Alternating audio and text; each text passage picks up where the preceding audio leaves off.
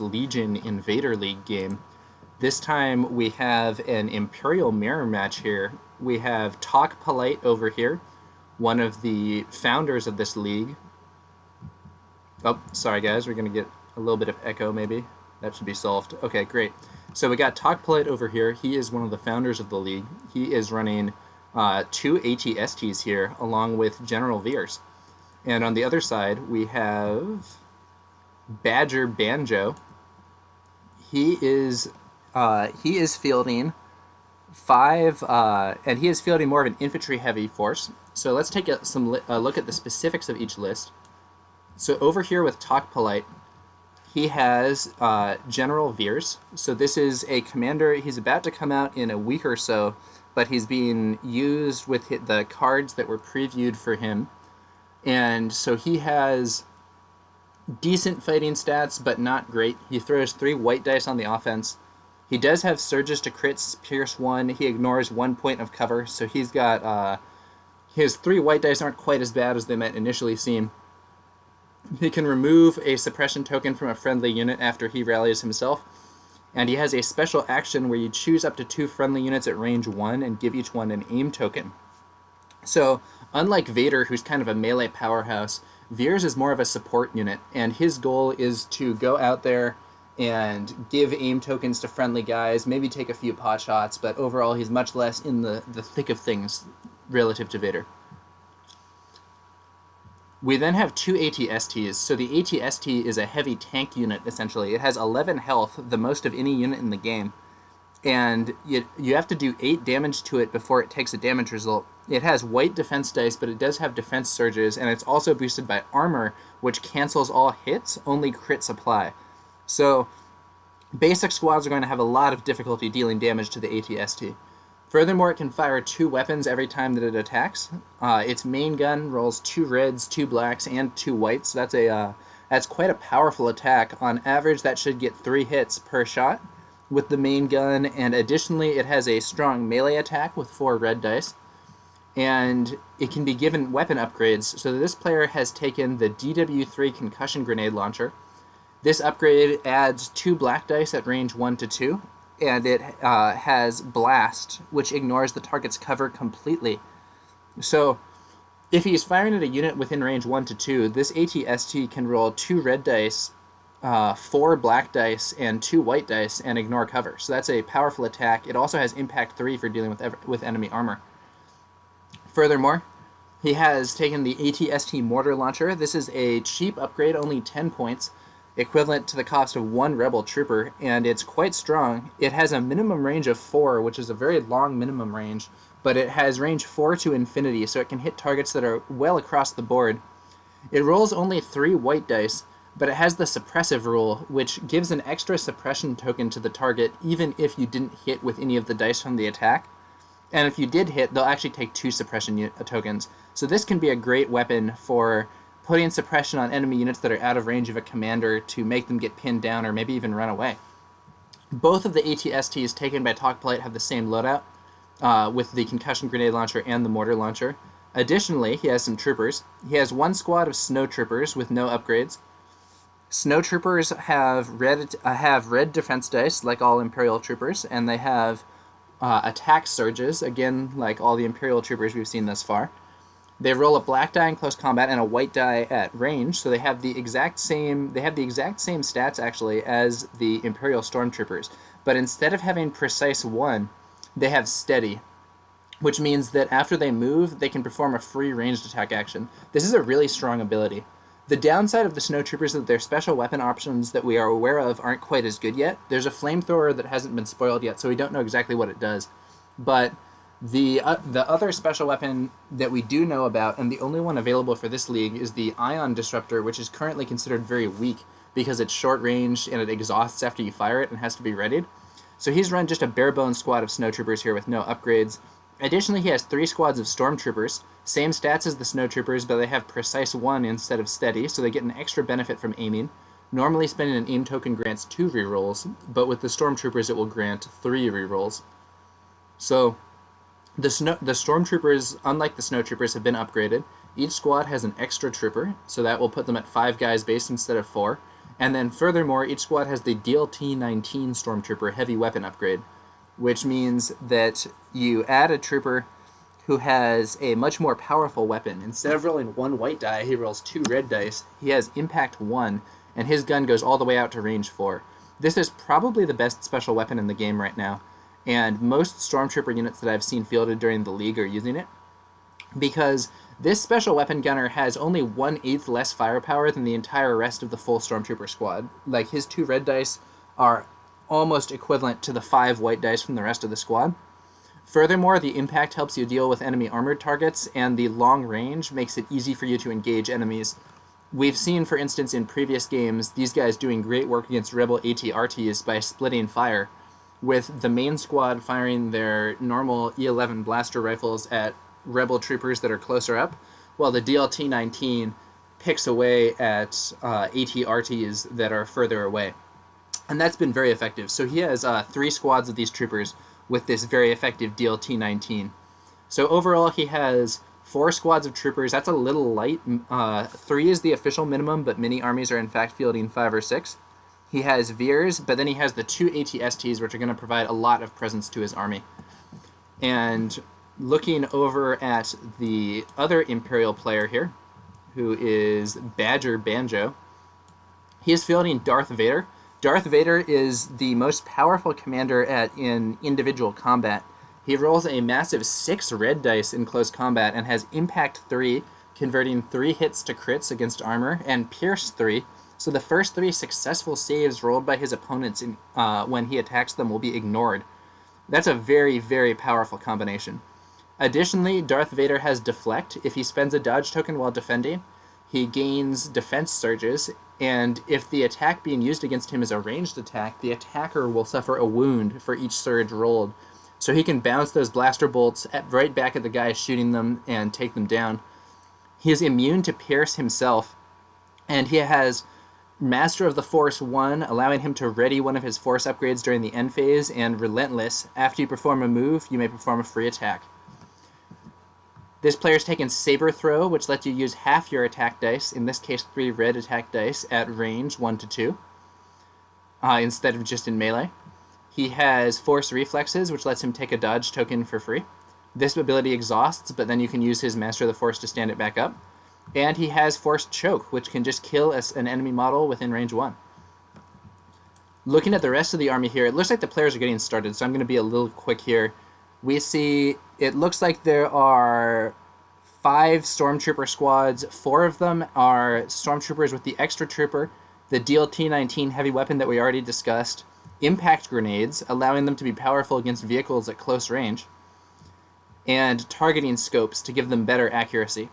That gives Precise 1, which stacks up. They now have Precise 2, so such a unit could reroll 4 dice with an aim token.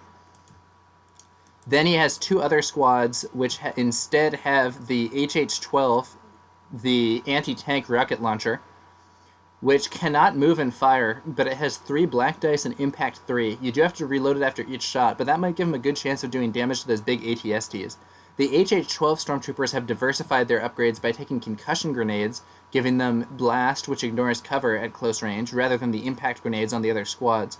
So he has some squads with better anti-infantry and anti-tank grenades, and some squads with better anti-tank and anti-infantry grenades. The heavy weapon troopers with the rocket launchers do also have targeting scopes, like his first 2 units. And he also has 1 unit of Z4Z speeder bikes, which is equipped with long-range comms, allowing them to be issued orders from any range. So that's what the 2 Imperial lists look like. As we can see, extremely different emphases. Let's take a quick look at the mission here. We are dealing with, looks like, key positions, starting with the blue player. Players alternate placing objectives tokens on the battlefield until 3 are placed at the end of the game. For each train piece with an objective, the player with the most unit leaders in base contact gains a victory token. Advanced positions deployment, kind of a weird L-shaped deployment, and each trooper unit can take a speed 1 move after it deploys, allowing you to get a little bit closer and a little more customizable in terms of where you go. Further, we have limited visibility, blocking each unit's line of sight beyond range 2. That means those ATST mortars are not going to do anything for the first 2 turns, nor can Veers use his artillery strike, so this quite favors the infantry-based Imperial army, But the objective here quite favors the blue player because there are 3 objectives. The blue player gets to place 2 and the red player only 1. Let's take a quick look at where these objectives ended up. So it looks like we have one objective here. That's this little radar dish. I'm just trying to find the other ones. Unfortunately, they blend in very easily on this map. Alright guys, if you see any radar dishes, let me know. But there should be 3 of them somewhere out there on this battlefield. I'm going to actually ask the players to ping the objectives for our own benefit. Hey, what's up, guys? Would you mind pinging the location of the objectives so that we can I can announce where they are for the cast? So one objective's here. Tap tab. So one objective's there. One objective is there. As you can see, this blue squad has already claimed it. And the last objective is over here, already claimed by the green squad. So I believe that the green squad is part of the red army. These are the 2 blue army objectives. And it looks like the red army has massed their forces here in an attempt to overrun this point and then win with 1 objective there and 1 objective there.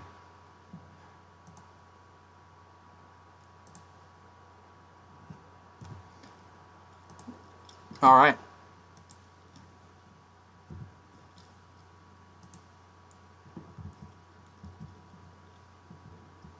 So looking at the overall board, it looks like the first move here, the snow troopers from TalkPolite, the blue player, have moved up, and they are moving into the center area, kind of threaten these guys. We're now looking at this because of the card making it so that units cannot shoot outside of range 2 this turn.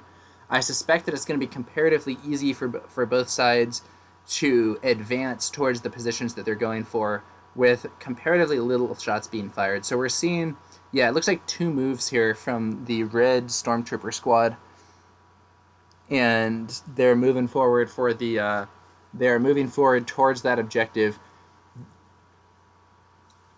So this map does have these little lava rivers here, and the way these lava rivers work is pretty interesting. So they if you cross these lava rivers, you have to roll a white die for every model in the squad, and on the result of a block, the model dies or takes a wound or something.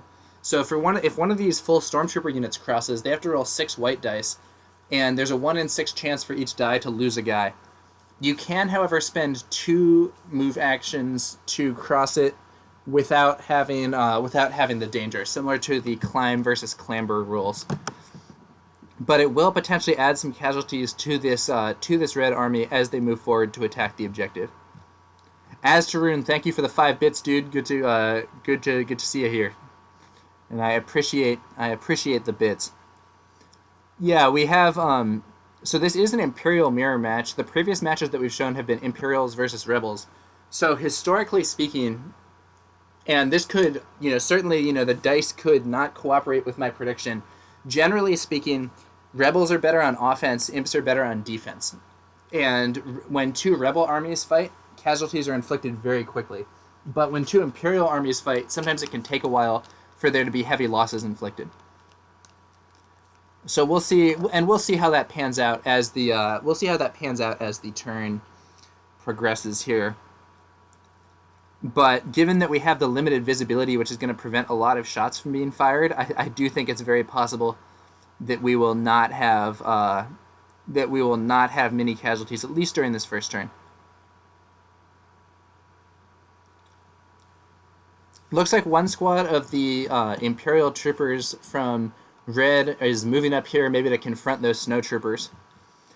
This is Squad 6. That's one of the squads with the rocket launcher, which isn't going to avail them much over here, but they do have those concussion grenades, giving them black attack dice at close range and blast to ignore cover. So if these troopers can get up to range 1 and throw their grenades at the enemy snow troopers, they could easily do some major damage. I'm not sure why they only moved that far. That looks like it was only one action to me, but maybe I'm missing something. Maybe did they start over here? Yeah, it looks like they only took one action. They only moved up a bit, and I think they could have taken a second action to move up again. Given that the snows have already activated and has limited visibility, I think it would have been reasonable to move up again. And then be in a good position next turn to move up and throw your grenades on those snowtroopers, ignoring their cover. But that's not what we saw. It's possible also that I missed something or they were deployed further over here and that was 2 moves. So basically, these troopers here are probably going to stand where they are and not do very much. This is one of the anti-infantry squads, so it's reasonable to have it here given the high priority seems to be these vehicles. So they're probably just going to hold the line here in case any of the blue troopers come to attack this objective. And this is one situation where I actually think it might have been useful for TalkPolite to keep this small unit of snowtroopers back rather than this larger unit of stormtroopers. So and the reason I say that is this squad is likely not going to be engaged too quickly. It might have been better to keep your weaker unit in that backfield position and have these units moving up on the front line to shoot the opponent. On the other hand, the snowtroopers' steady ability does make them perhaps better suited to moving in. Yeah, so we see this unit dodging and taking a standby action. That does mean that if the speeder bikes can reach them with 2 moves, they'll get to take the first shot. But I'm not sure that the speeder bikes are going to go for that. I think it's more likely the speeder bikes will come in next turn for that attack.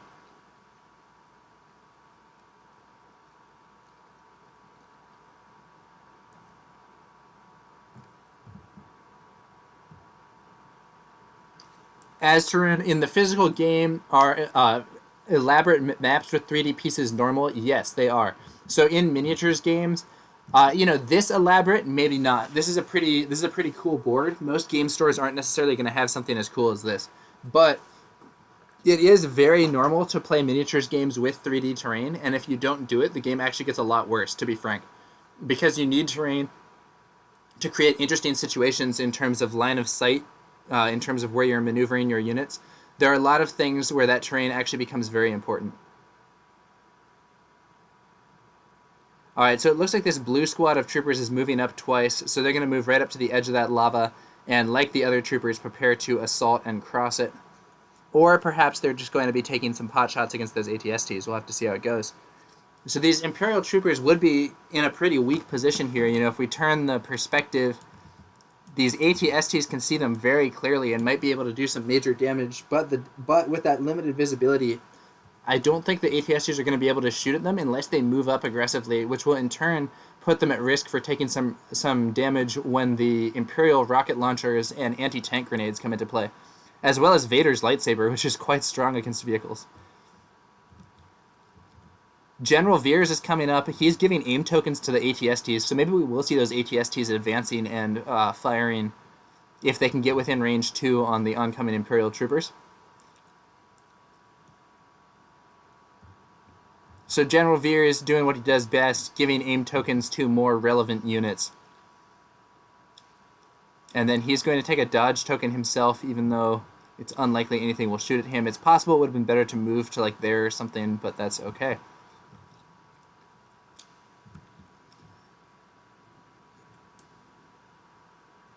So it looks like Darth Vader now being activated, and I do think that there's a bit of a mistake here.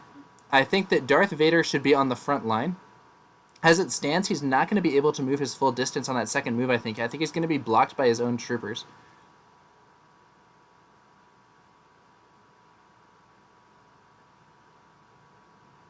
Yeah, so he's a little impeded by his own troopers and only moves up to here. And it also looks like maybe we're seeing this player forget to use that force reflexes for the free dodge. It's probably not going to be all that relevant this turn given the limited visibility, but it's still, every little bit helps.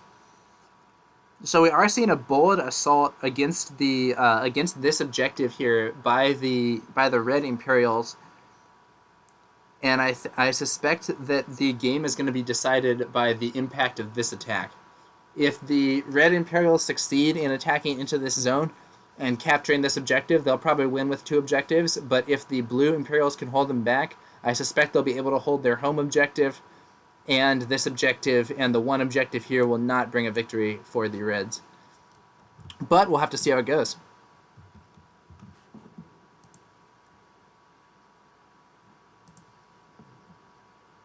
Okay, so looks like it looks like these orange stormtroopers are moving up, and so they're moving up into here, get some cover from the enemies from these boxes, and they're probably going to be able to take some shots themselves.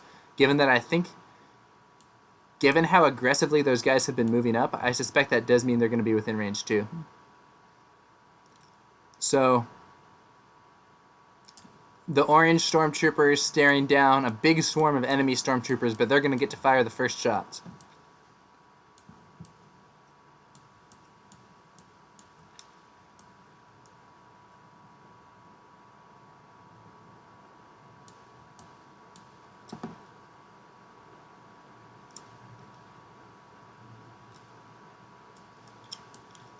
So they're going to fire at this blue squad, who will get cover, actually, because this unit leader did not make it quite up to the wall. And part of those guys is obscured. Oops. Sorry about that, guys. A little misclick there.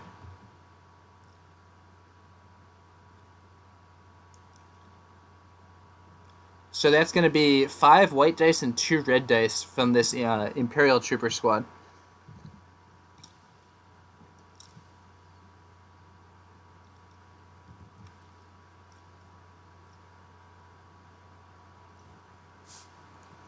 Now, just looking at what I predict is going to happen this game, my prediction, which could well be wrong, is that the red Imperials in the south here do not have enough of a force to push the blue Imperials off of this objective. I don't think they're going to be able to do it.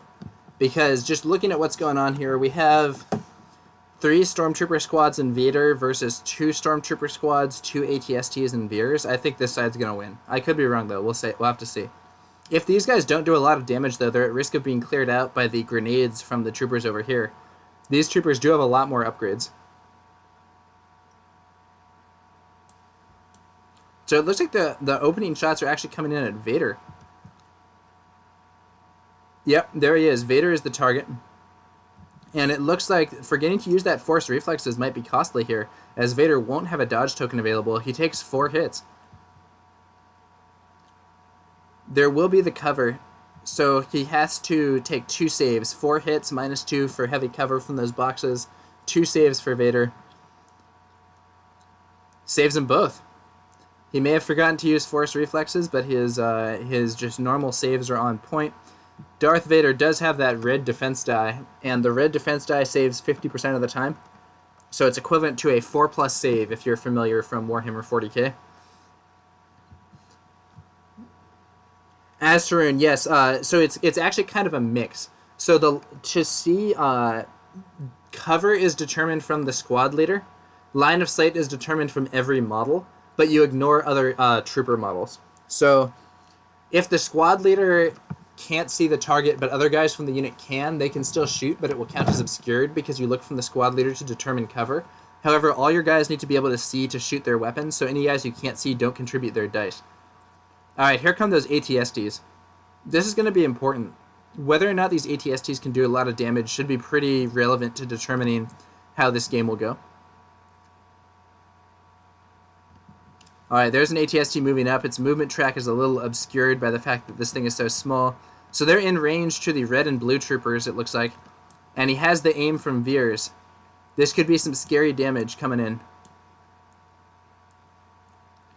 Blue squad is being targeted here since they do have the anti-tank launcher. So they're going to be fired on by the main gun and the concussion launcher. That will be 2 reds, 4 blacks, and 2 whites. So that's going to be pretty scary, especially given that they do have an aim token despite moving up thanks to General Veers. Looks like they're going to take 3 hits and a crit, and there is still 2 rerolls from aim. Aim token being used now, that's going to add nothing. So that's 4 hits and it ignores cover thanks to the blast from the grenade launcher. 4 red defense dice being rolled for those troopers, and only 1 save. 3 troopers are killed. So I have to say, and they do take a suppression token as well. I do have to say this is a case where I think that the red player activated his units in a bad order, and it's really costing him. He hasn't activated this unit over here, which is not in a relevant position. I would stall and wait as long as possible before moving any of these guys up. Additionally, I would try to put Vader up front and put the Force reflexes on him to make it so that he's an unappealing target, but the troopers haven't moved in yet.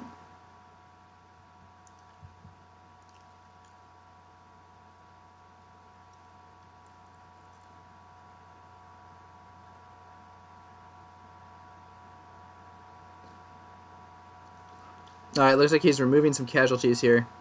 So that squad took 3 losses. They're down to half strength. If the other ATST can repeat that performance, it might remove that anti-tank squad completely, which would certainly put the Red Imperials in a pretty desperate position. Just doing a little bit of army list analysis here. You'll notice that all the extra upgrades on this army, as opposed to this army. These squads don't have grenades and they don't have the scopes, but they have the same base firepower with their trooper and special weapon upgrade. I have to say, I think the bare bones approach is better. This player has paid, so each targeting scopes is 6 points, each grenades is 5 points, so that's 11 points per squad. You know, that's, with 5 squads here, that's 55 points he spent on these upgrades. So, if he had spent those 55 points instead on just more troopers, he could have another squad of 5 guys. So, I do think he may have overextended a little bit with these upgrades. We do see his speeder bikes coming in to threaten the unit here that's holding that blue objective. One thing that we might see happening is I think that the troops here will be able to overrun these snowtroopers. And if these guys overrun those snowtroopers and these bikes manage to kill the blue guys, we could see a scenario where even if the blue Imperials win this battle, they may be at risk of having their own objective stolen.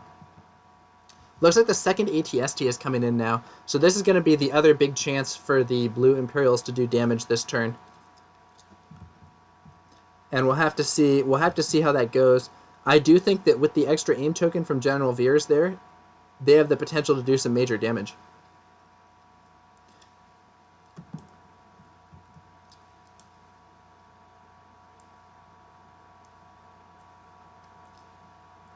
Okay, there we go. So he's moving up. And once again, I want to give a shout out to Tyrion for developing this tabletop simulator mod. I think it's an excellent mod, and Tyrion has done a great job. Here comes another ATST. Once again in range of the blue troopers and the red troopers. I suspect his target's going to be the blue troopers. Just try to wipe them off the board.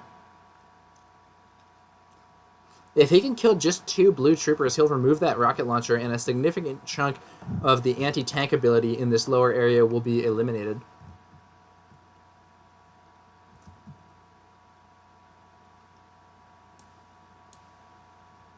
Looks like he's going for the blue squad, going to try to finish them off. And once again, that's going to be 2 red dice, 2 white dice, 4 black dice, with an aim token and ignoring cover. That's going to be 3 hits. He has 2 rerolls. That's going to make it 5 hits. So, interestingly, this unit would not have cover from those barricades because the ATST can see over them very clearly. But they would have 1 cover from being suppressed. However, it's ignored by the grenades. Lucky his saves come out, though. 4 out of the 5 hits saved on a 50% chance. That means that rocket launcher is still going to survive. Though they have lost a single trooper. They're all out of normal troopers, just the squad leader and the rocket launcher, and you have to remove the squad leader last. So 1 more death on those blue stormtroopers will eliminate their best weapon.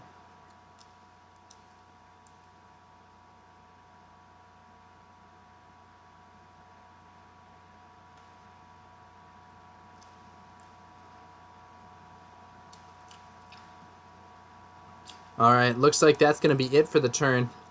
So, overall, this first turn was quite favorable, I think, for the Blue Imperials. They killed much of one of the Red Imperial squads. They did not take any damage themselves. And I do think they're in a good position to contest a potential attack against that objective.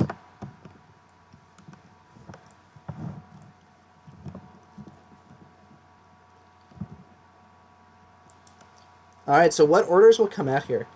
Now, one advantage that the red guys down here do have is with their concussion grenades, they have a good chance of being able to... Well, actually, the only squad with the concussion grenades is these guys, and they're down to two guys. So that actually won't be that relevant. They do have grenades, and even the impact grenades do improve your dice to black at close range. So the heavy upgrades on these troopers do mean that they'll have a bit of an advantage in a close range shootout. But I'm not sure it will altogether be worth it. So this time you can only shoot out to range 3.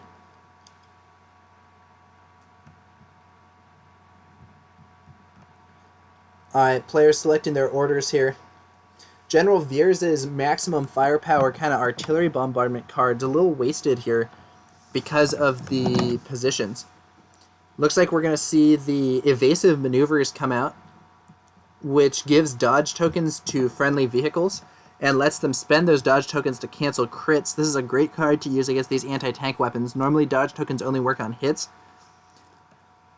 but being able to dodge crits will help against the potential firepower coming in from these Imperials. And on the other side of things, we see, it looks like just the assault cards. That's going to be Vader. It's just 3 units.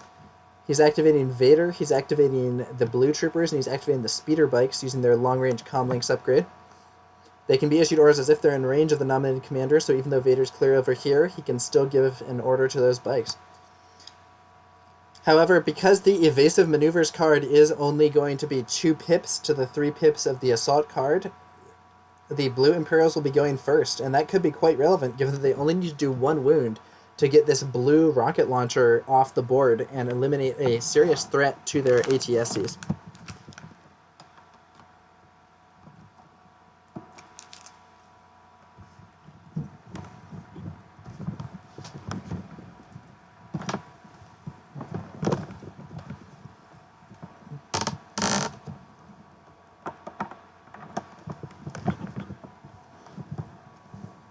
Okay. So we're now seeing the Imperial units here. What's going on? Looks like that ATST is aiming and attacking. First unit to activate. It is aiming and firing. I don't know the target yet. 4 hits. Pretty good. Rerolling 2. And that will make it nothing. Still 4 hits. 4 saves, I assume, against those blue guys to try to wipe them out, but we'll see. We'll see if that's right. 4 saves being rolled. To only 2 successes. If it is the blue guys, they're dead.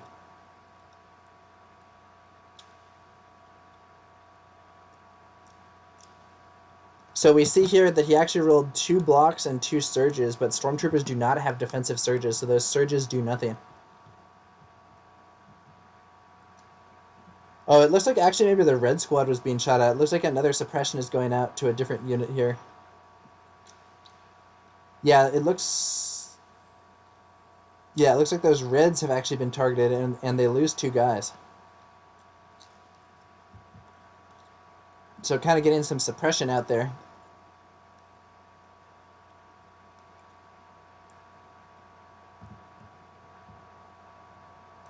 Personally, I don't know. I might have gone for the blue squad first to finish them off, but maybe he thinks these ATSTs aren't going to go down even if the blue squad does get to shoot. Looks like the red squad is being activated. They should see if they clear their 1 suppression. Something's definitely going wrong here. They should roll for suppression clearing first.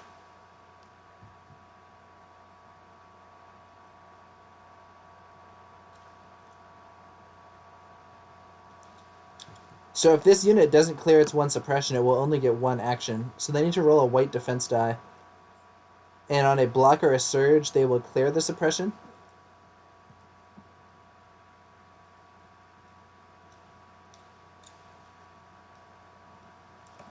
Yeah, so these stormtroopers, if you look at the yellow number there underneath the portrait, they only have 1 courage. So just 1 suppression token is sufficient to bring them down to 1 action. They do have the ability to use Vader's courage, which is the mighty dash, aka ignore suppression completely, but you can only use that. You can only use the commander's courage to check to see if you panic. So these stormtroopers near Vader are immune to panicking, but they'll still get suppressed by just one token. They are, however, it looks like they are in range 1.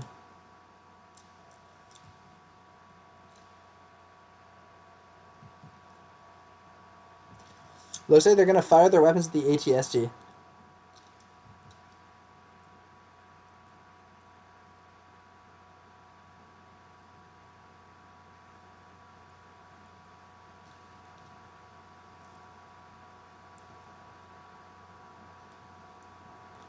So it looks like right here, he is debating what to shoot against. He's thinking about shooting at the ATST.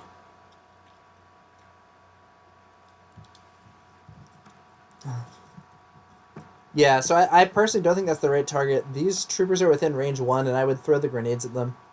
Even though it doesn't ignore cover, it might do some damage, and I think that the odds of killing the ATST are unrealistic. He does manage to do 1 crit and 3 hits to the ATST. Impact 1 will make it, yes, that'll be, 2 crits go in, but, but he can dodge one of the crits, thanks to the evasive maneuvers. Friendly vehicle units can spend dodge tokens to cancel crits. Normally you can't do this, but he does use that dodge to cancel the natural crit. He just takes the 1 crit from the impact 1, and then he saves it. So no damage to that ATST. He did make him spend the dodge token, but overall I can't say I think that attack was worth it. I really do think these red Imperials are in a lot of trouble down here against those ATSTs, but we'll have to see how it goes. Cards getting pulled from the pile. Troopers. Probably these orange troopers. Yep. Orange troopers there kind of holding the line.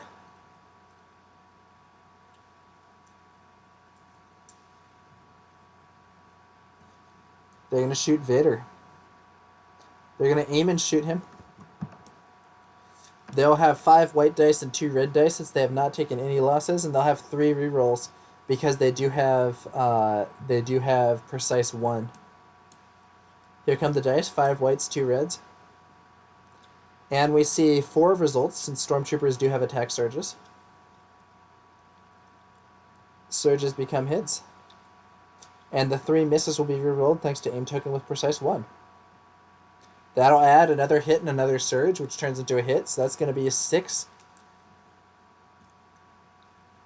6 hits on Vader. And I guess maybe he doesn't have the cover anymore. I think they gave it to him last turn, but maybe they're not doing it this time because he is rolling 6 saves. And he passes 2 out of 6, taking 4 wounds. That's half Vader's health right there. These red Imperials are in big trouble here. They really need Vader to be engaging faster. And they really need him to stay alive. He's probably their main hope. But he's honestly at risk of being killed if that other ATST shoots him and gets lucky. Not entirely sure why they treated him as not being in cover that time when they did treat him as being in cover the previous time. Looking from the squad leader's perspective here, I do think he would not have cover. So maybe they gave him cover previously when he shouldn't have had it. Or maybe he had it previously but then he moved up. I'm not sure.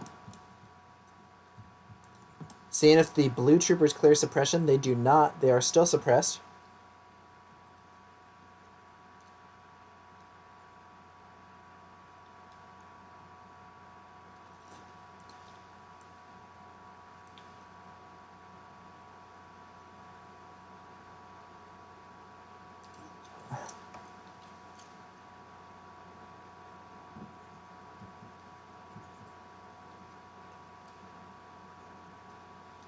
Looks like the blue troopers are firing their rocket at the ATST that's used its dodge token. So this HH-12 stormtrooper rolls 3 black dice. Then they'll have 1 white die from the squad leader. This attack will have impact 3. So the first 3 hits will turn to crits. They get 1 crit and 2 surges. The surges turn to hits and then to crits. So that will be 3 critical results, which means 3 saves for the ATST. 3 white defense dice with surges being rolled. This could take a solid chunk out of the ATST's health. Yep, all 3 saves fail, so that's 3 wounds. That ATST only has 8 wounds remaining, but I do think 8 wounds is going to be a lot of wounds for these Imperials to deal with. They do still have Vader's Saber Throw, and the yellow squad does have anti-tank grenades, but I don't think they're going to get in range to use them this turn. So 3 wounds inflicted to the ATST from that blue squad. I do think it might have been prudent for the blue player to wipe them out before they got to fire that rocket. It does look like they've forgotten to exhaust this. As you can see here, there's that little arrow token next to the stat for this weapon. That means it's an exhaust weapon. You have to exhaust this card after firing the weapon and cannot use it until you take a recover action to ready the card again. And that represents having to reload one of these weapons. And it is actually very negative in my view. Having to reload in between shots means if you're suppressed and you only get 1 action, you can't fire your rocket every turn. But perhaps they've forgotten that. It looks like the troopers over here are abandoning the objective they were holding. Maybe they figure they can go to the objective later on. Oh, you know what? They're actually just moving so that half their squad is on that side of the barrier to get cover from the speeder bikes. That seems prudent. And they are not within range of the speeder bikes. They are not within range of the southern units. We could see a dodge or a standby here. Looks like a standby. So if the speeder bikes close into range 2, these blue troopers will be able to move or shoot before the speeder bikers can take an action. I do think the speeder bikes could move to range 3 and take shots at them from outside of the standby range, so I think a dodge token might have been better there, but we'll see how it goes. If their compulsory move is sufficient to put them into range 2, these stormtroopers can take a shot. I guess we're about to see whether or not that's the case. The speeder bikes are coming in, trying to threaten their opponent's hold over this top objective. They could also swing into the midfield. I think it's possible to swing in here, go for those snow troopers, and then try to free up more pressure on this area. But I suspect they're going to be going for the blue guys. We'll have to see what happens. So here come those speeder bikes. So checking range here. It's hard to discern the black range 2 thing, but it looks like they're just outside of range 2, which means they're just out of range for that standby to take effect. And I suspect we're going to see them aim and shoot or dodge and shoot against those blue troopers. Yep.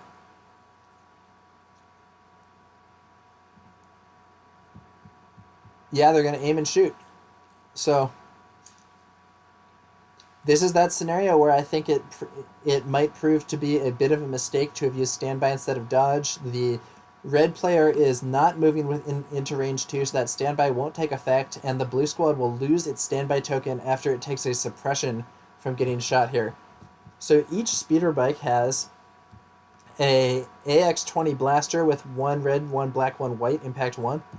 They do have attack surges, and we're seeing 1 of each.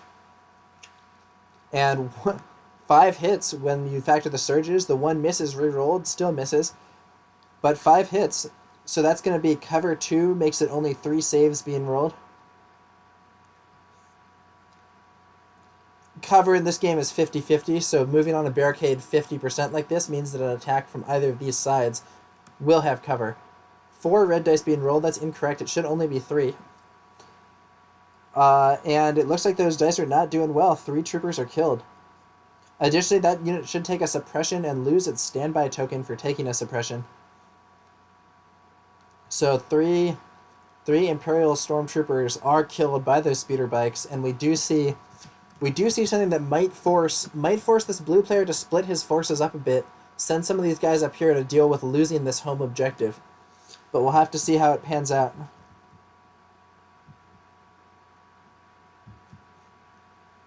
More troopers are selected. Looks like the snow troopers in this case are being activated. Are they going to move to engage those speeder bikes, or are they going to move to engage the black troopers that are coming for them? Stormtrooper. It looks like the snow troopers are going to take an aim. And then they're going to move and shoot using their steady ability. Which one's the snow troopers? This. Yeah, so steady, after you perform move action, you may perform a free ranged attack action. So they are moving back from this position. That's good because it means this unit won't be able to hit them with those concussion grenades. Additionally, it means they're going to be able to move up and shoot the speeder bikes. So the speeder bikes will have cover 1 because they always have cover 1. Just a default ability, always cover 1. 4 white dice being rolled against them. There are 2 rerolls from the snowtroopers, and they do have attack surges. That's going to be 1 hit, 2 crits. Reroll the 1 blank. The hit will be saved by cover. The 2 crits get in. That one will fail. So that unit should roll 2 white defense dice. He's incorrectly rolling 3 dice, maybe? No, okay, so he clears it. He just rolls 2.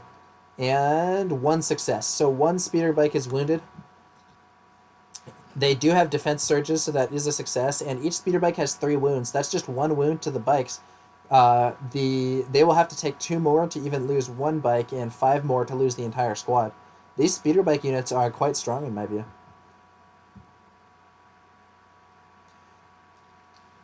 Tezreal just subscribed with Twitch Prime. Thank you, dude. Really appreciate it, Tezreal. I believe you are, in fact, the first subscriber to this channel, so congratulations and much appreciated.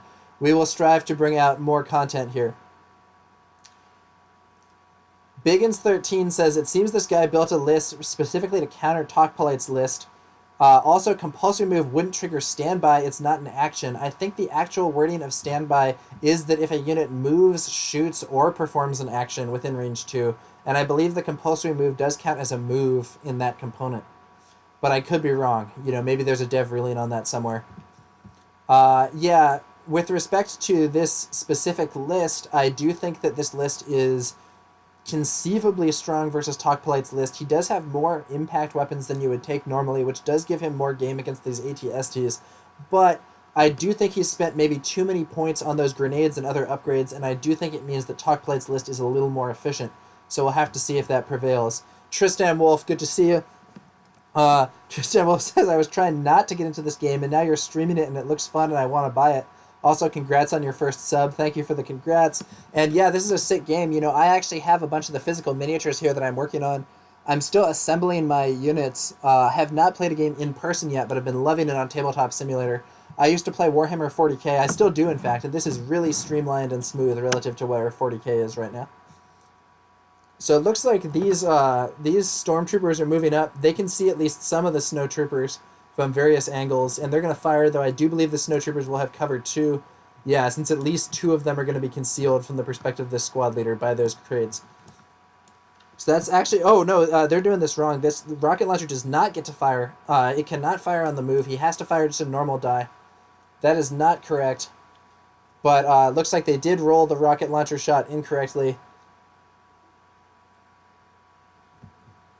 Not entirely sure. So this, so the reason he can't fire this weapon is cumbersome. You cannot use this weapon and move during the same activation. So the rocket trooper can fire with his basic gun, the E11 blaster rifle with 1 white die, but cannot fire the rocket here. Looks like they've forgotten though.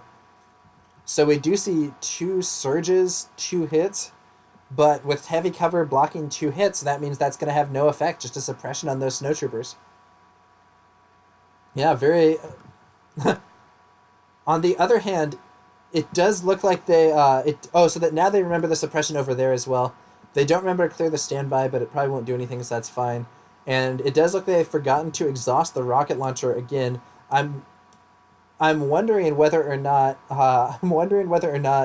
they actually realize this rocket launcher has to exhaust. If it did not have to exhaust, it would be extremely strong, but given that it does, it's a lot weaker than you might think. However, they are not exhausting the rockets at present, so it's possible they don't realize that aspect of the rules there. The Legion Discord says, all hell is about to break loose. Not entirely sure what you are referring to on that one, the Legion Discord, but this has been... we definitely are approaching the state of the battle where there's going to be some heavy losses, because we are seeing here... It looks like the purple troopers, instead of helping at the bottom, are diverting north to help deal with those speeder bikes. So the speeder bikes up there. Now, from this perspective, the speeder bikes will actually have cover too, because looking from the squad leader, one of them is totally obscured by that cliff. There's no way this, there's no way this squad won't have cover. But, you know, cover Cover 2 is fine. We are going to see these purple guys firing their weapons. It looks like we'll have 5 white dice, 2 red dice against those speeder bikes. They will have cover 2, and they have white defense dice with surges against 5 whites and 2 reds with attack surges. So we do see some good target priority here. I think the speeder bikes are a big threat to that blue squad, and they have inefficient defense, so focusing them is good. But with a very weak roll, only 1 hit, 1 crit. So the 1 crit gets through the cover, but the hit is saved. Let's see if the speeder bikes can save it. They do not, so that's 1 more wound on the speeder bikes. If they take an additional wound, they will lose a bike. So the speeder bikes have now taken 2 wounds. Looks like kind of both these troopers here and these troopers there rolling a little unfortunate on their shooting.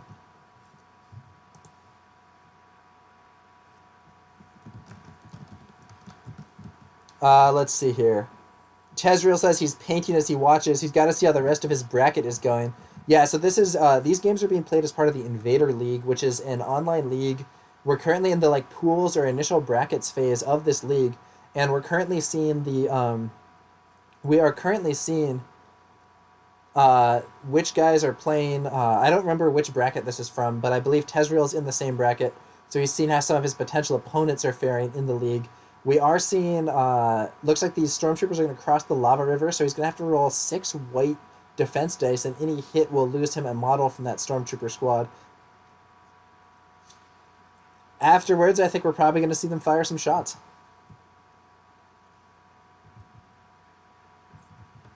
Yeah, so Krynus asks, will you be running another league soon after this one? I know there's another league scheduled for fall.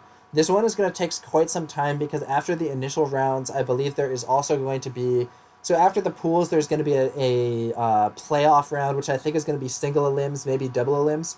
So I think this league is not going to resolve probably for another month or 2. Like, I think the pools are done in May, and then I think probably the big tournament's done in June, though I don't quite remember the exact dates. It's possible it'll be faster than that.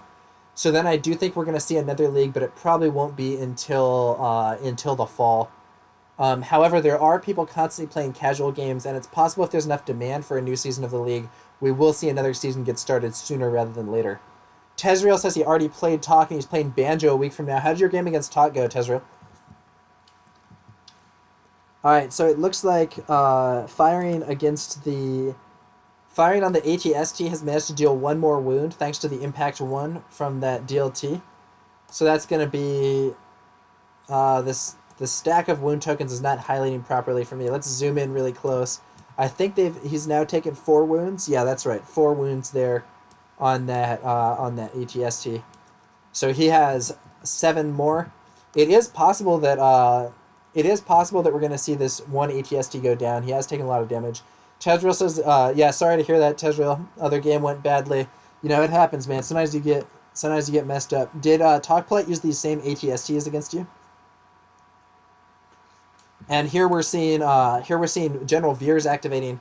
So he's using his spotter ability. He's keeping one of the aim tokens and giving one to the ATST. So this is a not fully known thing. Spotter says choose up to 2 friendly units. It doesn't say other friendly units. So you can give one of the tokens to yourself. So he has an aim token for each of the ATST and himself, and then I guess he had to move up to do that. Okay, so that was his full action. Vader's moving into the lava. You know, Vader had some bad times with lava before. Let's see if it hurts him this time.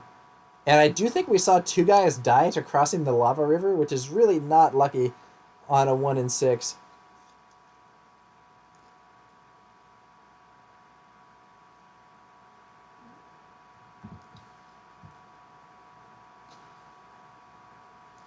Valadon12 says, I got messed up in a game once, was playing some guy named Kingsley or something. Yeah, that is I. And I've been doing well in the league so far. I've played 3 out of my 4 games in pools, and thus far I've won all of them. I have one other game that I'm actually going to be playing tomorrow. I've actually been playing Rebels, and I've been having a good time. I think Imperials are the more popular choice right now, but I do like some of the stuff the Rebels have to offer. And I actually like them aesthetically a bit more. I kind of like the Rebels with more of a like tactical or realistic look on their soldiers relative to the Imperial stormtroopers with their bright white armor. Vader does not take damage from the lava. You know, maybe he learned his lesson back in the day. And let's see if he uses any of his force powers.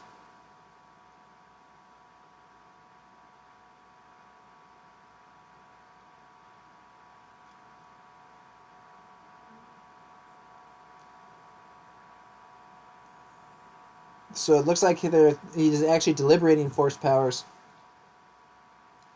Valadon, no problem, man. Happy to show people stuff. He said he learned a lot from the game. Krynus says that he has the high ground. Yeah. So TalkPolite is explaining how these force powers work. That's a kind thing for him to do. You know, he really is in fact polite. His opponent, I think, was not necessarily realizing how all Vader's force powers work, and TalkPolite is pointing out that he can use them in this situation. I actually think using both powers is great. He's probably within range 1 of that DLT, so he should use Force Choke. Choose an enemy trooper miniature at range 1 that is not a commander, it suffers a wound. So he could just use that action to pick off the DLT 19 model directly, just kill him. And that reduces that squad's firepower by a lot. Then he could also use Force Reflexes to get a dodge, though I don't think that's going to be so relevant. If this ATST decides to shoot him, it will matter. And then he can also Saber Throw against that ATST, which I would do, thanks to his Relentless. After you perform a move action, you may perform a free attack action.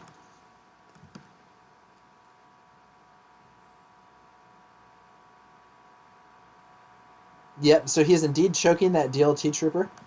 That's a strong move there. That squad loses its heavy weapon, which almost halves its firepower. He'll use his Force Reflexes to take a free dodge. And then he still has a Saber Throw, which he could do thanks to Relentless.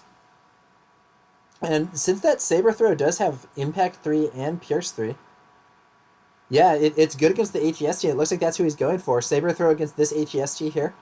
That's going to be just 3 red dice, since it uses half of his dice.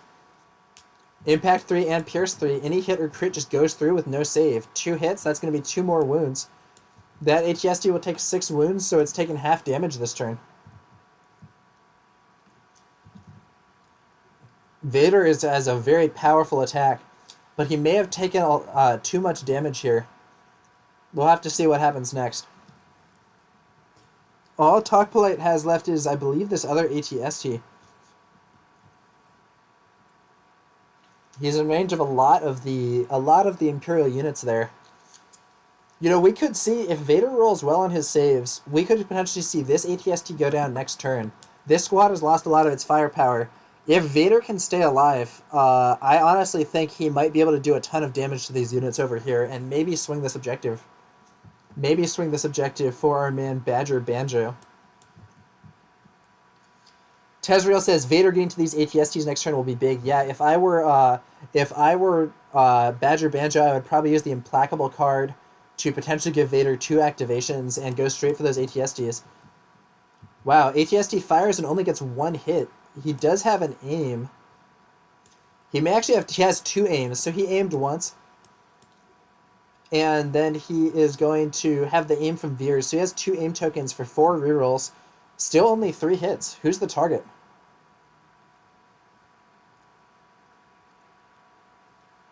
I'm not sure who's being targeted. It might be some troopers, because if it was Vader, he would use his dodge token. But all 3 saves are made. Wow, that ATST really let the team down with that attack. And that is going to mean that, you know, despite the superior forces here to begin with, and what looked like a lot of damage being dealt, the TalkPolite's forces really haven't managed to do as much damage as they might have been hoping against the opponents crossing this lava river. So then the green unit over here is the last one to activate, and they're completely irrelevant. So this is sort of an argument in favor of taking... If we imagine the version of his list that doesn't have the grenades or scopes, but has 1 more trooper unit, the barebones trooper unit could sit over here with this objective, and he could have another squad with a heavy weapon moving up here and engaging. So on some scenarios, it can be important to have a squad that can cap a far-off objective, even if it's not that relevant immediately. Tezreal says, the list you played against Ryan was a tweaked list to hopefully be able to deal with it the next time I come across it. I'm forgetting what the list you played against Ryan was. Can you refresh my memory on that? I'm curious as to what you think the best option is against the dual ATSTs.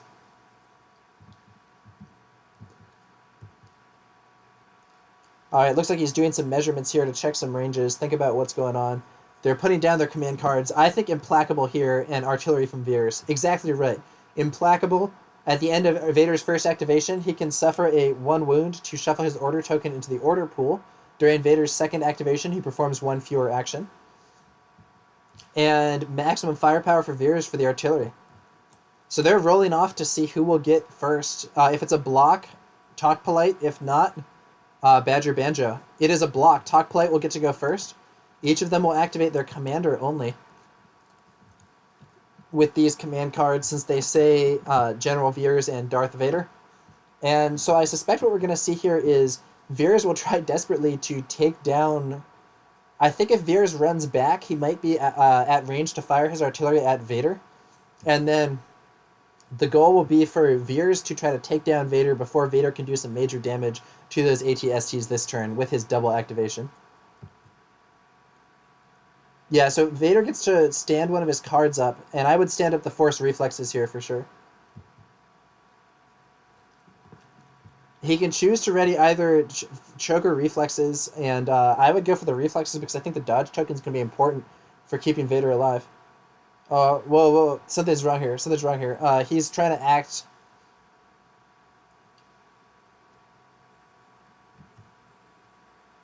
Alright. So the Force Choke has been refreshed with Master of the Force instead of the Force Reflexes. I do think that's wrong. I think the survival of Vader is going to be the core element here. Tezro says best option against dual ATSTs is probably loading up on HH or running them yourself. Any other list will probably beat that. He had Vader, 6 Troopers, Bikes, 4 Troopers max DLT, other 2 just DLT. Biggins says as Rebels it's best to ignore them and pray, LOL. Yeah, Biggins, I have a streamed game here. It is in the VODs if you guys want to check that out, and it's also uploaded onto my YouTube channel. There's a link to that on the panels down there. But there was a game with, I believe, with Riggins playing the Rebels against those double ATSTs, and he was able to basically just ignore them and prevail on objectives by taking down the Imperial troopers.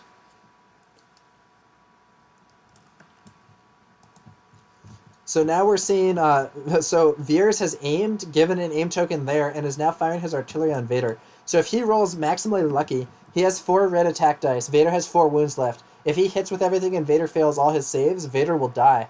And that would be a huge coup for TalkPolite. Let's see if he can pull it off. Looks like all of them are going to hit. So General Veers has surges to crits. So 4 saves for Vader. If he fails all of these, that's it for Vader, and that's a huge shift for TalkPolite. But he has those red defense dice. Probably he can save some. He saves 3. Only 1 wound on Vader. So Vader takes a point of damage, but still has 5 wounds left. I have to say, I do think it might have been better to shoot, move, and then use the artillery. The artillery from that card gets to be fired even after other actions are taken. So he could have fired 3 white dice, then moved, then used the artillery. I think that might have been better on average. Yeah, that's actually a really good strategy, Tezril. You can use... DLTs are good for long-range pot shots, and then if you use new ways to motivate them on the impact grenade squads, you lose 1 guy, but you can move in and then throw grenades. You can get an impact. You'll lose 1 guy, so then you get 5 guys left if the squad hasn't taken losses. So an impact 5 attack with 6 dice, since 1 guy will shoot his heavy weapon. That's a pretty scary attack. Alright, so Vader is going to move up and throw his saber against this. This is wrong. If he moves up again, he can assault. He should not saber throw here. But 2 wounds are dealt, and that is going to put that ATST down to its damaged state, which means we're going to roll a red defense die and see what result comes out. Red defense die coming out. It's going to get... Oh!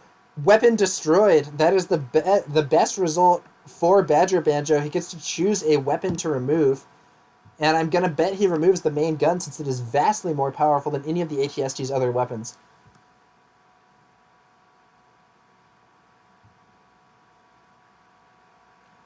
Yep, he removes the main gun. Unlucky for that weapon destroyed result to come out. That was because the ATST finally took 8 wounds. And that does mean that its firepower is going to be hugely reduced. It does have the ability to melee pretty strongly, though, and it could come and kick Vader. But there's the weapon destroyed token. That ATST has lost its primary weapon for taking so much damage. Tazriel says, whoa, oh no, Vader could have made that. Yes, he could have. So he's going to suffer a wound to put his token back in. What's his second action, though? He's only taken one action thus far. So he does take a wound to do that, which puts him down to 2. What's his second action? That's a move and attack. He has one more action. He's forgotten. Huge gaff there. Huge gaff there from BadgerBanjo. So he could have, because Vader has... I think he didn't realize Vader has Relentless. And he also forgot to use his Force Choke. So this is a giant mistake. So he refreshed the wrong Force power. He didn't use it. He didn't use the power that he did refresh. Maybe he is using it? He just bowed it again. Something's gone wrong. Okay, so I think... No disrespect, BadgerBanjo, if you're watching this cast, but I do think you've made a serious mistake. So this turn you could have got into close combat with this ATST, maybe done some more damage to it. Additionally, Vader should have refreshed his Force Reflexes and used it. Wait, did he? No, he did choke. Sorry, I'm wrong. He did choke one guy from that squad, so that's not terrible. But he forgot to take his second action, which could have been a dodge, or he could have refreshed his tokens, used the reflexes, and choked another guy. Now we're seeing 4 hits on Vader. He's only got 2 wounds left. He could die from this. On average, he will die from this. Let's see if he makes it. 3 saves made. Vader continues to be lucky. Only 1 wound. I think he's down to 1 left, though.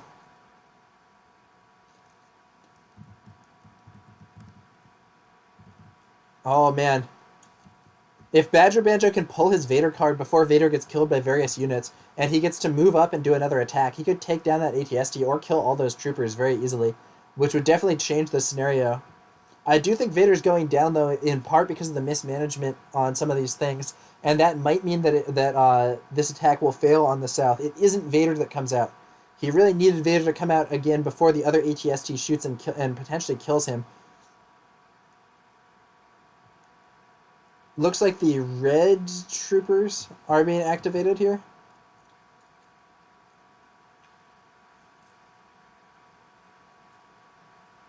So they are in range 1 of this.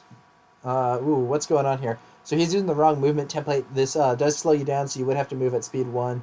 Oh, I guess they're only moving a little bit. So yeah, I think he incorrectly thought that he was not at range 1 of that squad when he was in fact at range 1 of them.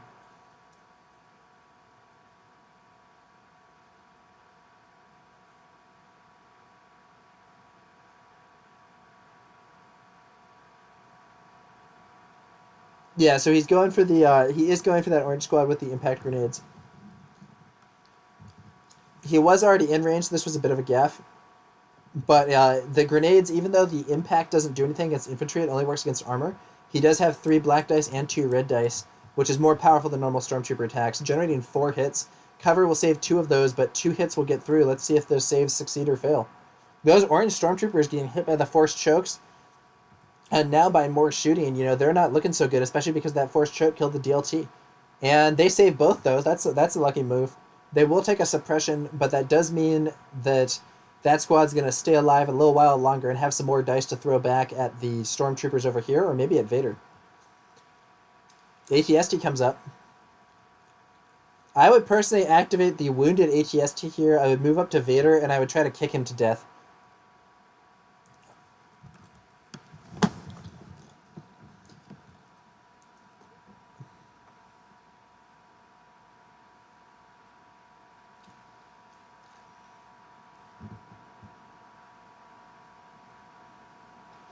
Krennis calls step on him, and I think that's right. I think he needs to move up that ATST, use its 4 red dice in melee, while also shooting its grenades at one of the other units. Nope, looks like he's aiming.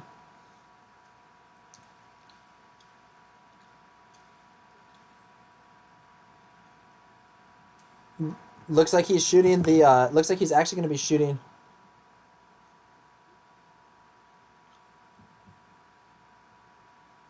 Yeah, so he's actually going to be firing his concussion grenades at Vader and his mortars at that squad.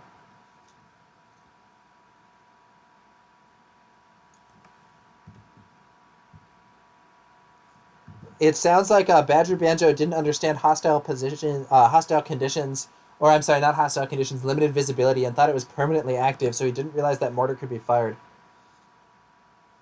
Yeah, it's true. He would have to. I'm not sure he could get to Vader in one move. He would probably have to displace his own guys. So the grenades on Vader get one hit. Is this one hit? He's gonna reroll. He's using his aim token to reroll that one die. Two hits on Vader. Will Vader finally be finished off by this grenade? Two saves for Vader. 50% shots. 25% chance he lives. He fails one. He's down.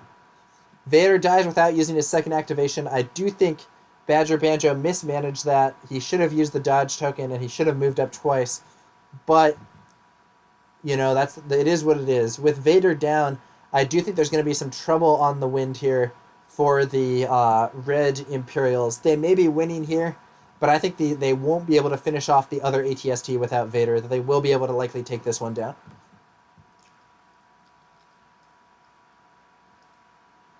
Yeah, Biggins points out that Badger could move that orange squad out of cover. That's a good point. They'd probably get massacred by the other troopers at that time. Alright, so Vader's command cards can no longer be used.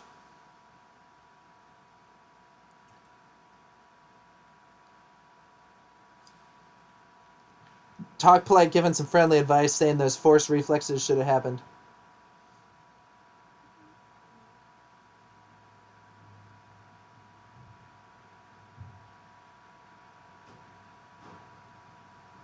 Yeah, so they're discussing it. BadgerBanjo thought refreshing the choke was more effective, but TalkPolite is, in my view, more correctly pointing out that the reflexes would have been better in this scenario. Yep. So the first choke was really valuable because it killed a DLT. If the second choke had killed another DLT, it might have been worth it, but just for a trooper, it wasn't worth it. Having the dodge would have been better in my view. Deflect is very powerful, and reducing the amount of firepower coming in on you is just strong. So yeah, they're just discussing that right now, and now they're going back to the game. Vader's down, and now the mortar is firing at that squad there. Without Vader's immunity to panic, these guys are at danger of panicking this turn. They'll get one suppression. If even a single hit is rolled, they'll get another. Oh, but no hits. Just one suppression from the mortar. So they're not going to be at risk of panicking here. The suppressive ability on that mortar works whether or not you hit or no. But suppressive, after you perform an attack, the defender gains one suppression. But it looks like they may have forgotten.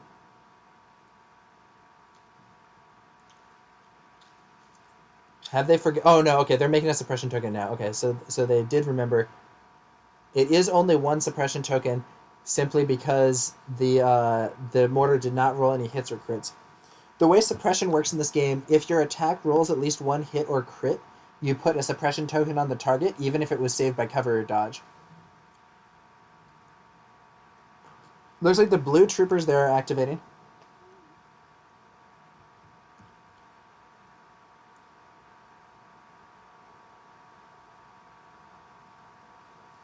Oh, and it does look like they've remembered to exhaust those rocket launchers now. So they are now unexhausting the rocket launcher.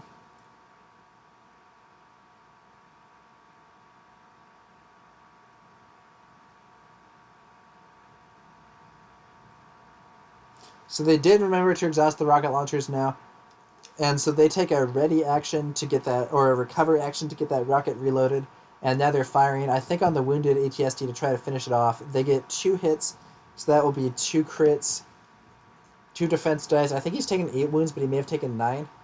He saves 1, so that's 1 more. Not sure how many wounds that is. Let's count. 1, 2, 3, 4, 5, 6, 7, 8, 9 wounds. So 2 more wounds will finish that ATST off. The other ATST, though, the unwounded ATST, is now activating. And with Vader down, this situation is looking a little frightening for those Imperials. Looks like he's focusing his weapons on the yellow squad. He's going to aim and fire both his concussion launcher and his main gun, and he has 2 aim tokens since he already had 1 from Veers. That's going to be 2 reds, 2 whites, 4 blacks with 4 rerolls. This is very scary for those yellow troopers. Caught in the open, no cover anyway thanks to the concussion. Start with 4 hits. That'll make it 5 hits. And then rerolling these other 2. Oops, reroll another one by mistake. Alright, 6 hits. 6 hits. 6 hits on that squad in the open. They're in huge trouble. They could wipe from this attack. It wouldn't even be that unlikely. They do have the nice red defense dice. They make 4 saves. Lucky performance. They lose 2. That means that DLT is still up.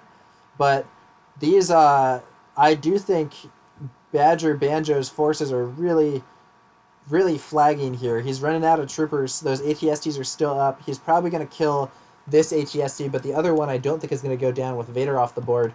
And I think these guys might hold this objective.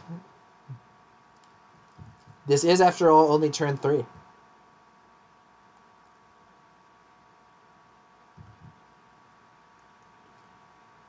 Alright, someone's activating. Yellow's activating. No. Black squad's activated. They also forgot to put suppression on the yellow squad. Alright, that squad has 1 suppression. We'll see if they can clear it. Yep, rolling for that suppression clear. If they can clear it, they can move up and grenade those snowtroopers, probably wipe them out. They do it. They, not probably wipe them out, but decent chance to wipe them out. And that squad is also threatening the enemy troopers on that top area. So yeah, that's what they're going for. They're continuing the assault against that top point, aided by the speeder bikes up north. So they're going to move up, and they're now in range to throw concussion grenades, which means they're going to be rolling 6 black dice against those snowtroopers. 6 black dice, which will ignore cover completely, and they do have the attack surges, so they could do some major damage. It probably won't be an actual kill, but I think on average, let's see, so that would be 6 times 5. That would be 30, so it'd be 38, so that's like almost, that's 3, almost 4 wounds, ignoring cover, so they'll probably kill, I don't know, they'll probably kill 1 or 2 troopers with this, actually, unless they get very lucky, so that's gonna, it's not gonna be that effective against the snow troopers, but it will probably do some damage. 6 concussion grenades coming in, black attack dice, only 3 hits, bit unlucky there, so 3 red dice coming in for the snow troopers. 3 red dice for the snowtroopers. 2 of them fail. Okay, so 2 snowtroopers are down. That squad's halved. They do take a suppression themselves as well. Snowtroopers are unusually good at ignoring suppression because most units only get 1 action, so they have to choose between moving or shooting, but with steady, snowtroopers can move and shoot even while still suppressed. The downside of the snowtroopers, and I didn't mention this earlier, they do only have movement speed 1, as reflected by the 1 red pip above the E11 blaster rifle on the right side. Compare and contrast the 1 red pip there with the 2 red pips there for the ATST above its blaster cannon below the surges, and the mighty 3 pips there for the speeder bikes below their surges above the blaster cannon. Looks like fire is coming in at the bikes from the blue squad. They're going to aim and shoot. 2 whites, 2 reds. Bikes will have cover 1 hit, 1 crit, but the aim re-rolls. That's going to make it 3 total results, 1 saved by cover. That's going to be 2 white defense dice. Very likely at least one of those bikes will die, or one of the bikes will die, very likely, unless he passes both saves. He passes 1 save. So the wounded bike goes down. The other bike is still alive at full health, but that will substantially decrease the firepower come into those squads. I have to say I do think TalkPolite's very favored here at present. I think losing that bike before it got a chance to attack is going to be tough. I think that even if these guys up here do clear out the snowtroopers and the blue squad, the purple squad is still there. These guys over here look to be losing against the ATSTs and orange guys, and that green squad is really not playing a role in this game at present. Having a squad, and as I discussed earlier, having a squad out there just claiming an objective is a lot less effective if it's a squad that's been upgraded like that green squad has been. You really want to have kind of a more bare bones unit claiming an objective if there has to be someone out there not really doing anything. The green guys, loaded up as they are with grenades and scopes, are a little expensive for that role. Looks like the yellow squad is moving in. Not sure quite what they're doing. They might be going for close range grenades to try to finish off that ATST. Looks like they did forget that squad should have a suppression. Unclear exactly what's happening. Looks like we're seeing a black die and 2 red dice. They're shooting the ATST. They do have impact 2 because the impact grenades give 1. 2 hits go through. Or are they attacking the squad? Maybe they're attacking the squad for some reason. That should be on the ATST. They should begin those impact grenades. Actually, it looks like he attacked the squad instead. I think that's wrong. So they had a decent shot to finish off the ATST, but instead they just threw a suppression onto that orange unit. Not quite worth it.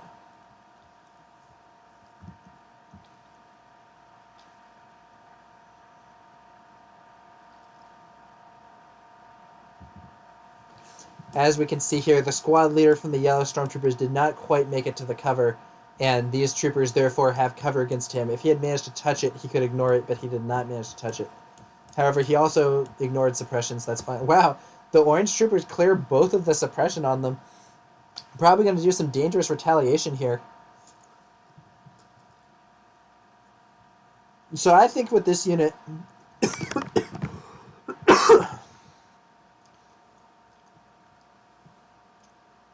Now, the funny thing is this orange squad leader's back far enough that he would also give cover. He's going to move up instead.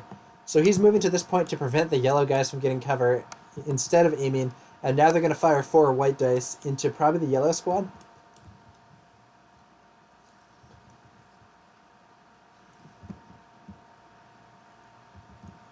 They've actually gone for the blue squad, given the blue squad has the rocket launcher and the concussion grenades. Just 4 white dices that DLT and 1 regular trooper were choked out by Vader. 4 white dice on the squad. Against the blues, 1 hit, 1 crit, 2 saves to that squad.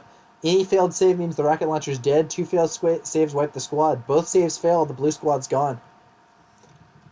Yeah, so now, this is really going badly for BadgerBanjo here. He now only has 2 units here facing down 2 ATSTs. Admittedly, this one is heavily damaged, but he missed an opportunity to potentially kill it with those yellow guys.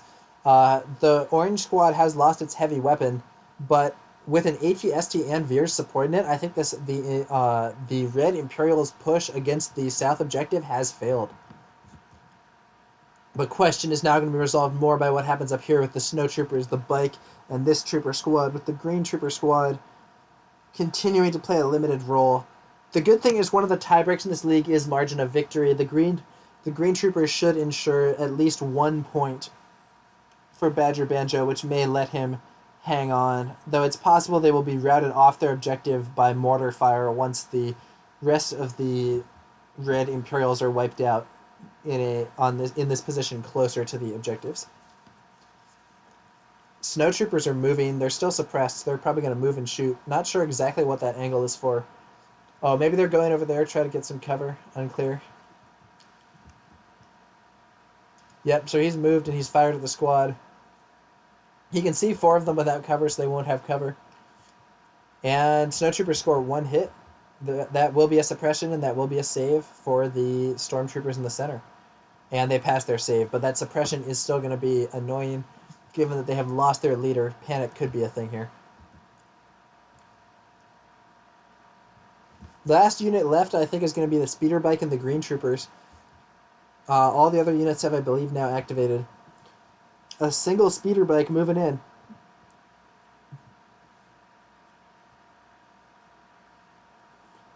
So he's going to have some trouble getting through that cover now that it's just going to be 3 dice. With 2 bikes, that squad has much more firepower available. Looks like he's going to aim and shoot. He could shoot for the purple squad, which I don't think would have the cover. Let's take a quick look from the perspective of that speeder bike commander. Yeah, so from this guy's perspective, you do line of sight from behind the tallest point over the center. He can see more than half the purple guys clearly, so no cover, but 2 of these guys get cover from the barricade. Rerolls 2 hits and a crit. If he's shooting the squad in cover, only the crit gets through. If he's shooting the squad in the open, that's 3 wounds.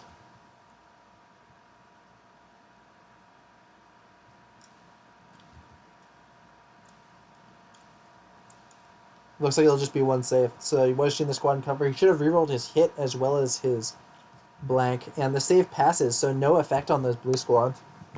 Cover is very, very strong in this game, and you need units that have a lot of dice rolling or that have the ability to ignore it to take down enemy squads in cover. 2 speeder bikes are threatening against cover. 1 speeder bike, unfortunately, is not. Even with a crit, he was unable to do any damage to those blue squads. We're going to move to the next turn, and it is looking grim. It is looking grim indeed for BadgerBanjo, but we'll see if he can make a big comeback here.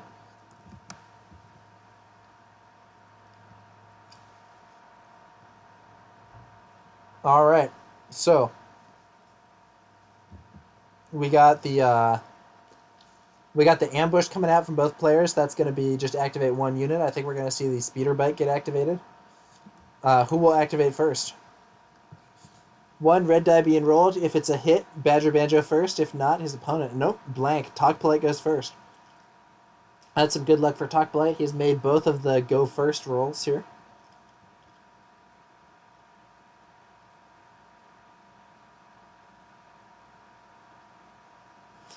All right, after that last turn, after Vader went down that last turn, BadgerBanjo is in serious trouble. His trooper forces on the field are actually well superior, but the problem is one of those is this green trooper squad, which is not engaging. If you count only the troopers that are actually in this area, TalkPolite is actually ahead, and furthermore, he has 2 ATSTs and Veers against this one speeder bike in addition to those troopers. So, not looking great. Not looking great for BadgerBanjo, but we'll see if he can pull off a big comeback. His troopers do have more upgrades. We'll see if those grenades might start paying off. Looks like Veers is being activated. He's going to move up and probably give some aim tokens to ATSTs, I feel. Or maybe he'll take some pot shots himself. Yep, aim tokens, so probably one for each ATST. Veers doing what Veers does best, giving aim tokens to better units. He moves up and gives an aim token to each ATST. Not looking great. Not looking great here for our man.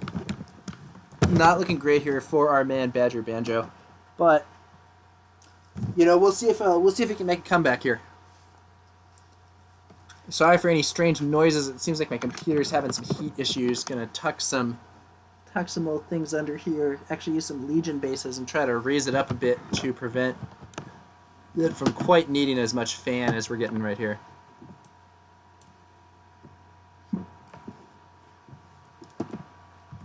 All right. Speeder bike moves up.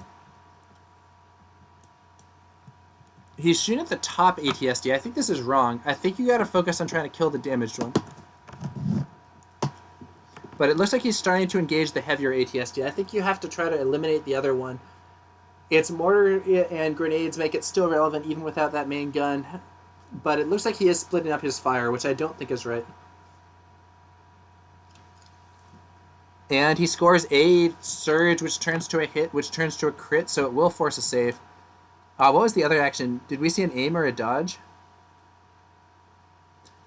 Should have been a dodge, probably. So, one save for that top ATST. It fails. There is the first wound being dealt to that top ATST. Oh, 1 sec. Sorry, guys. I have a phone call here.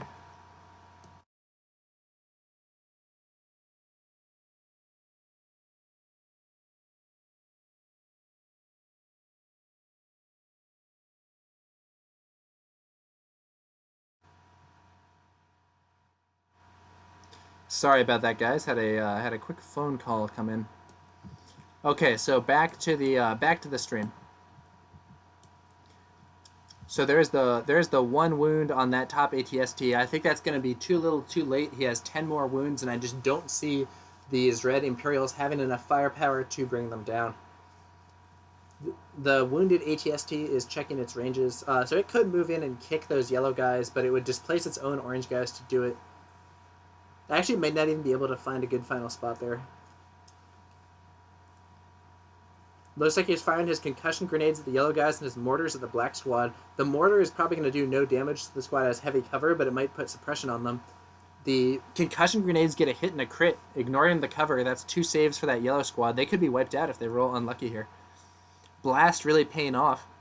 And 1 save passes, but 1 fails, and that does mean the DLT from this yellow squad is gone. It's just a squad leader.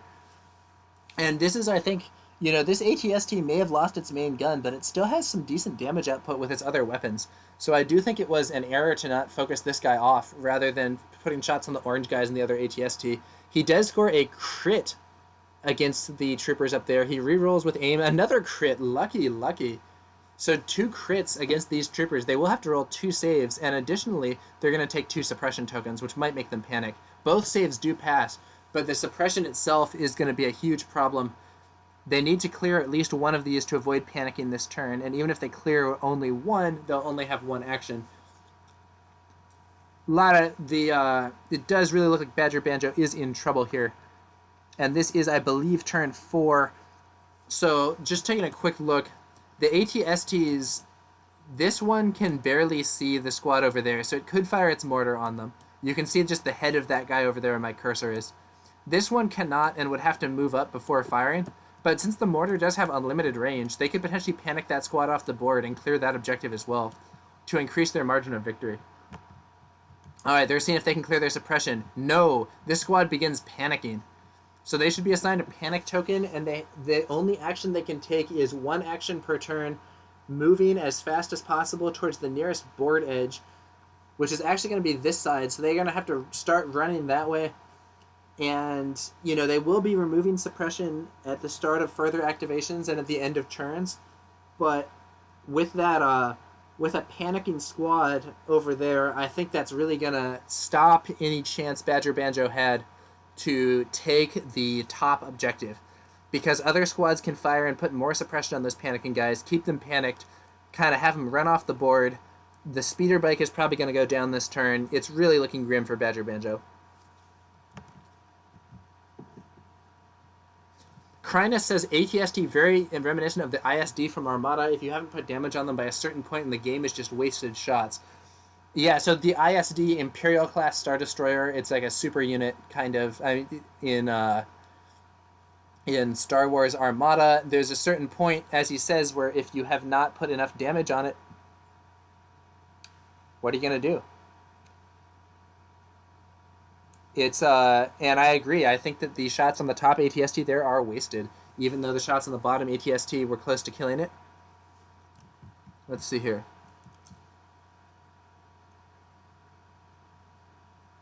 Red squad gets fired at by the orange guys, who only inflict 1 hit. They do fail their save though, so that's a guy down, and they do take a suppression. Suppression's really going to prove to be a problem here. Generally in this game, squads that are within range of leaders usually will not panic. Squads that are out of range of leaders are at serious risk of panicking. So we're going to see the red squads get activated. Let's see if they can clear their 1 suppression.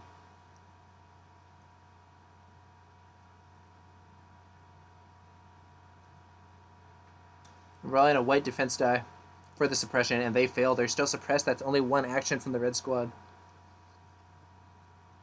They're not in range to throw their grenades against the ATST. It's really so close and yet so far on that wounded ATST. Instead, they're going to attack the red-orange squad. They erroneously throw 3 grenades instead of shooting their DLT. They do roll lucky, getting 3 hits.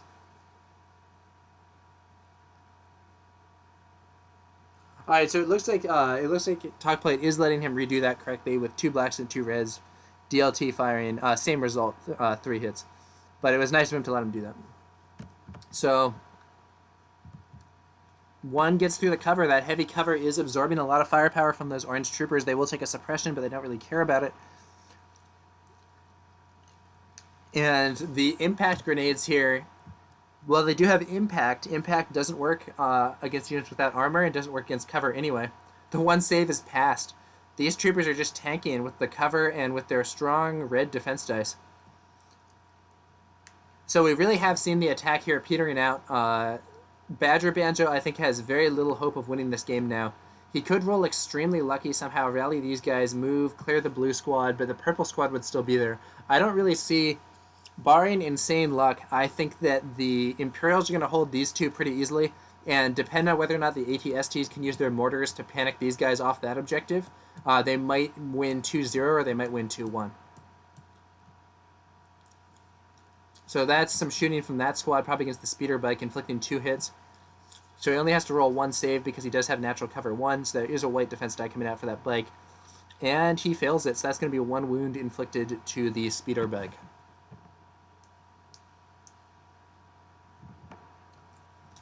Alright. Well, the yellow trooper and the green troopers are the only ones left to activate, I feel. Yellow trooper. See if he clears his 1 suppression.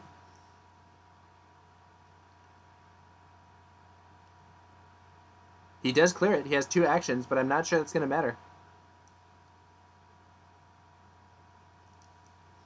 So what's his best option? His best option is probably to move up to the wall and throw his grenade.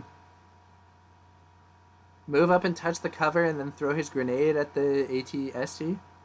Touch the bottom cover here so that this guy isn't touching it. He would have to move. I don't know. It's really not looking good, to be honest.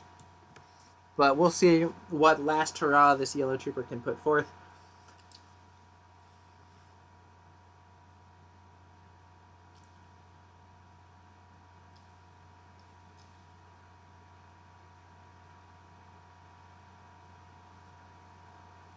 He could also melee that squad. That wouldn't. He should melee that squad. That's actually not a terrible idea. If he melees the squad while he's in contact with the objective, and he rolls really lucky, it prevents him from getting shot. He's going in. He's not meleeing. He's just going in like that. So units that are engaged with other troopers in melee can't be shot at, which means if those red troopers were to go into melee while touching the objective, they could potentially contest it. He throws one grenade, does get a hit or a crit, but it's saved. And he was attacking the ATST, which was correct, though I don't know if he was attacking the right one. He should be attacking the one that's almost dead. This situation continues to look bad for BadgerBanjo. Purple troopers.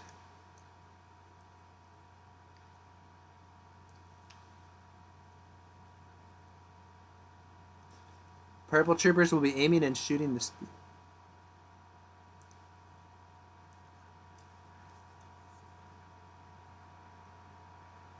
Okay, so they're splitting their fire. 5 white dice on the bike and 2 red dice on the yellow squad leader. So the 2 DLT shots at the squad leader inflict a hit. He'll have to roll a save. And he fails it, so that yellow squad leader is out. And then 5 white dice against the speeder bike, which has already taken 1 wound. It does have cover 1, but he only needs to do 2 wounds to take him down. And I believe he has 3 rerolls with an aim token. That's only going to get 1 hit. But thanks to aim, he'll get 3 rerolls. See if he can add to it. Nothing. Wow, the cover saves it. That bike is untouched.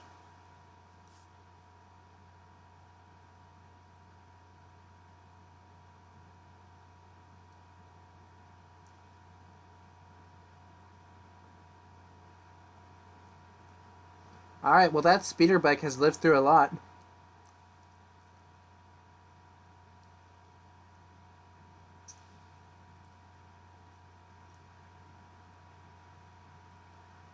They're 1 hit. They are rolling a save. That's wrong. The bike has cover 1. Looks like they are giving it a wound incorrectly, but okay. So the bike does get wounded. I think they forgot that it has natural cover. But it's a bit of a moot point at this phase, I'm afraid. I think that I think TalkPolite's Imperials with the ATSTs have essentially prevailed. And I do think that's going to be it for the turn, so we're going to be moving on to turn 5. It should be pretty apparent very quickly what's going on here. Oh, no, wait. There's still the snow troopers. I forgot about them. Probably they're going to move and shoot. Aim, move, and shoot at the retreating squad. May as well. Like, what else are you going to do? They could, I suppose, move twice, which allow them to get closer over here. I don't think that with 2 more turns of moving, they'd be able to get into that objective, though. Given that they have to go around all this nonsense.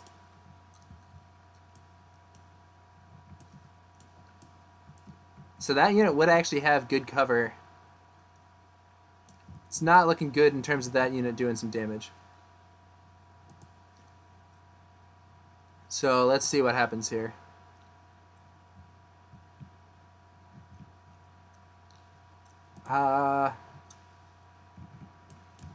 Two white dice against those troopers, both miss. They did aim. Oh, there's a crit. So that squad will have to take a save despite all that cover. So they will take a save, and that will put another suppression on them, increasing the chance that they keep panicking, and it takes down a guy. One of the benefits of these snow troopers is their action economy is much more efficient with that free thing. A stormtrooper squad would have had to stand still to aim, or would have had to move and shoot, and not get the aim. So we do see the snow troopers paying off. Last ATST activating, the heavier armed ATST. Let's see if he can wipe out the remainder of the the remainder of the enemy stormtroopers. I guess this is an Imperial training exercise or something. I'm not sure. But, oh, he's moving up. Yeah, so he's wise. So he's gonna move up, and I think he'll shoot the main gun down there, and shoot the concussion grenades at the green guy, or shoot the mortar launcher at the green guys. Maybe that could be what we see here, or he could just be setting up to do that next time.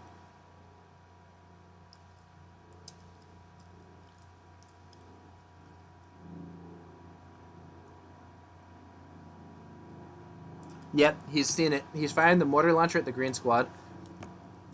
So as we can see from the perspective, you look from the point above the center of the model's base. So looking from above the center of the model's base, those green stormtroopers are clearly visible over there. Mortar is headed their way, and main gun headed at the red squad. He does also have an aim token left from Veers. So he's going to start trying to put suppression on those green guys, and if he can get them to panic off the board, he will be able to win with 2 points instead of winning by 1 point. Very poor rolls against the red squad, only doing 1 wound. They do incorrectly roll a save against it because that squad does have a suppression. They should have cover 1. Looks like they forgot that, so that's going to be a trooper removed incorrectly. 3 white dice being rolled against the guys over there, and the aim is conserved for this to maybe ensure a suppression. No result, but there is the aim. Let's see if they can get the 2 suppression in with that aim token. They do with 1 hit, saved by cover, of course. But 2 suppression tokens against the green squad. That does mean they're going to panic if they don't clear at least one of these when they activate, and they'll be running for the board edge. If a unit moves off the board, they actually are removed completely.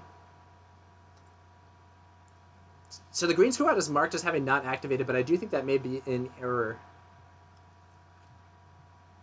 Looking very grim here on turn 5. We might actually see a total wipeout if TalkPolite can manage to completely kill all his opponent's forces. It's treated as a win by 3 points, which is likely better than the win by 1 or 2 points he would get otherwise. So I do think he's trying for the wipeout here. To do that, he would need to keep these guys panicked so that they run off the board, panic these guys and have them run off the board, and kill the remaining 2 red guys and the speeder bike. Seems very possible. The only order that TalkPolite can, the only order that BadgerBanjo can give now is standing orders because Vader's command cards can't be used once he dies. So TalkPolite's going to basically take the initiative every turn here. Looking grim here. Incidentally, the snowtroopers are not out yet. Veers is going to come out in about a week. The snowtroopers aren't out yet, but they're rumored to come out a week or 2 after Veers. And then we should have Leia and the Rebel Fleet Troopers in the month of June, if the rumors hold true.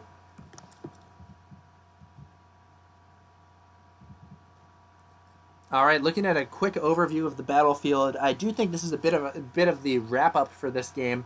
The question is now just how much will TalkPolite win by. So worst case scenario, Green Squad continues holding that objective. TalkPolite holds these 2 objectives and wins with 2 points. Best case scenario, he manages to wipe everybody out by forcing the squads to flee off the table and wins by 3 points. Medium case scenario, he panics the green guys off their objective but doesn't wipe everybody and therefore wins with 2 points.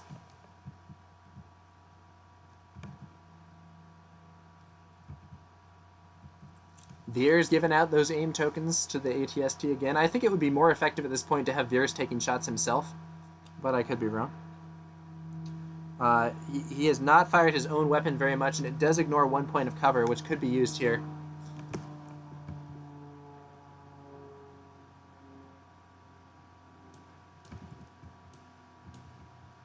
The speeder bike coming up. Now, one thing that could be funny, I guess Veers is probably in range to get to this objective. If he manages to wipe out that orange squad by extreme luck, they might deny that bottom objective to the opponent. He still has like a tiny shot to tie the game, but he would lose on tie breaks. Shooting the ATST, the wounded ATST, he manages to do 1 more crit to it. Yeah, so he gets to reroll. He gets 1 hit, which will turn to a crit thanks to impact. He's rerolling 2 dice thanks to an aim token.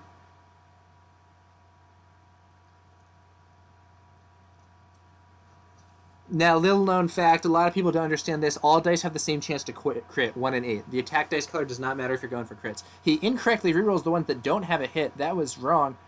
But he does keep 1 hit. And that does mean he'll get 1 crit. Maybe just going for a moral victory here of managing to topple one of those ATSTs, given that ATST has limited relevance to the game.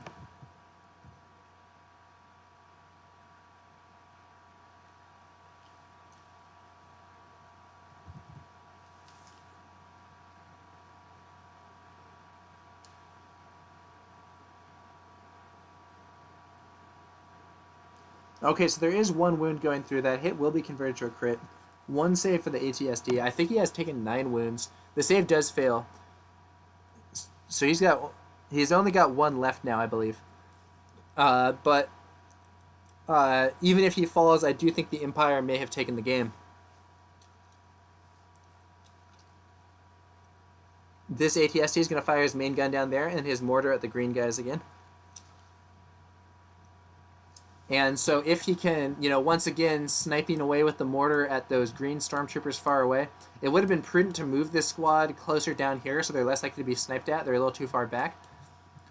But that wasn't thought of. The red squad getting hit by the main gun, suffering only 2 hits.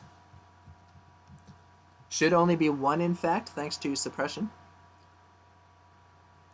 Yeah, so they keep forgetting this suppression cover. That squad is again rolling 2 saves when it should only roll 1, and they fail both, so that squad wipes. They have lost 2 more guys than they should have, thanks to forgetting that cover suppression gives cover 1, given that grenade launcher is not being fired.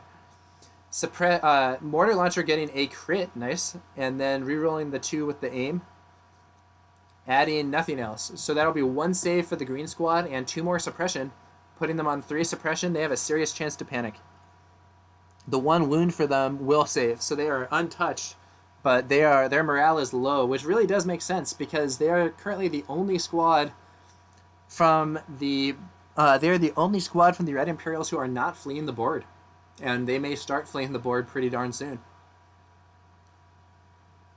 So that squad activates. They should have 2 suppression. So if they can clear 1, they'll no longer be panicked. Let's see if they can clear 1. They clear 1, so that squad is no longer panicked. They will get 1 action this turn. Maybe they'll take down those snowtroopers.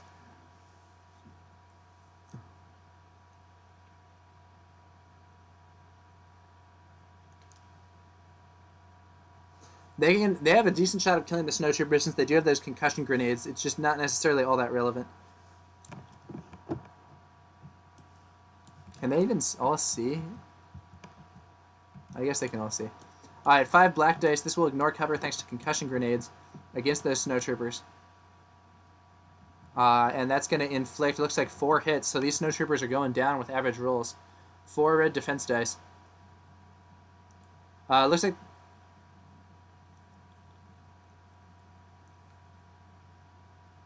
Yep, so 4 red defense dice for the snowtroopers. We're seeing the power of those concussion grenades. They would have cover normally, but they don't from this.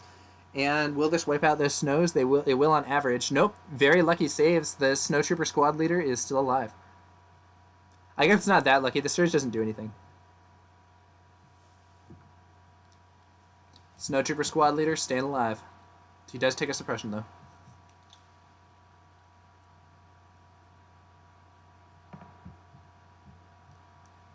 Since that squad did stop panicking, it looks relatively unlikely that we're going to see a complete wipeout, which does mean that it's a little unlikely.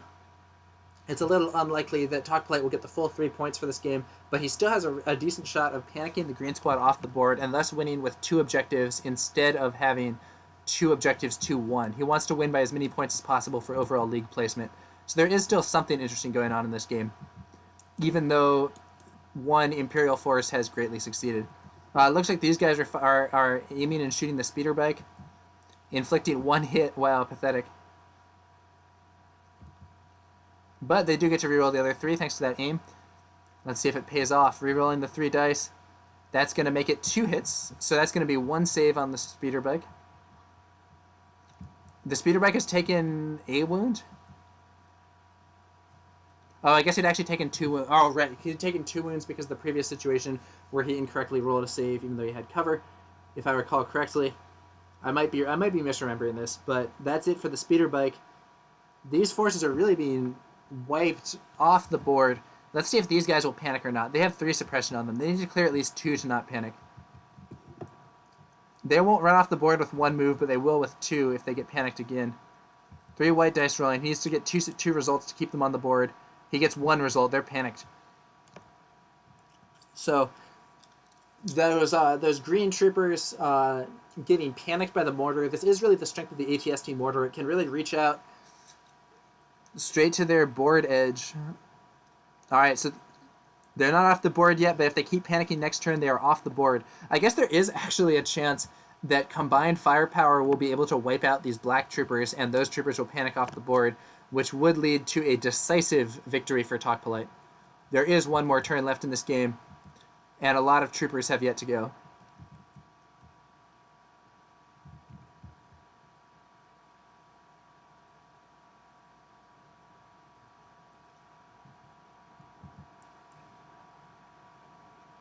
Alright, trooper unit coming out here. Blue trooper is probably going to aim and shoot at those black troopers. Looks like they're moving. Oh, maybe they can't see them? Can they? Could he not see them? Oh, I guess he couldn't see them. Yeah, he has to move a bit. Okay. Interestingly, they have moved off the objective. That could be a big mistake. He needs to end the game with a unit touching that. These guys will get light cover thanks to those railings there. 2 whites, 2 reds. Actually, they have heavy cover because they also have a suppression. Every shot hits, so that's 4 hits. They should be rolling 2 saves. He incorrectly manipulates that. That was a hit. Okay, so he loaded 3 saves incorrectly. It's actually just going to be 2 saves. I don't know why they're manipulating those dice. Those were all hits. Or crits, or surges. 1 guy dies from that squad. And another suppression. Heavy losses. But that Stormtrooper armor still means it's hard to take down those squads. It's going to be easier to make them run than it is going to be to kill all of them. But 1 more move is not going to take them off the board, so we might just see the panicking black squad preventing a wipeout. They're trying to clear suppression now for the Snow Trooper. He does not. So he's going to fire 1 shot. And if he gets a crit, they'll have to take a save. If not, suppression will save. Oh, there's the crit. Lucky, lucky. Those Snow Troopers have had an outstanding performance this game. And it kills a guy. Wow. The Snow Troopers are heroes of TalkPolite's army here. I thought they were going to die in the first or second turn to the squad coming in on them, but they have rolled lucky saves and lucky fire coming back. They're really making their points back.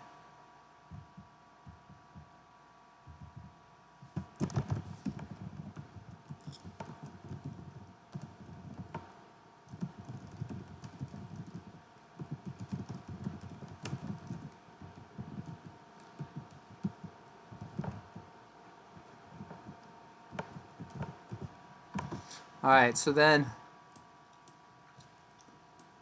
just the wounded ATST is the only unit available. It's going to... He's blocked by his teammate. Yeah, he can no longer see the green squad. What he needs to do is move up, displacing his own troopers, and then fire his mortar into that green squad.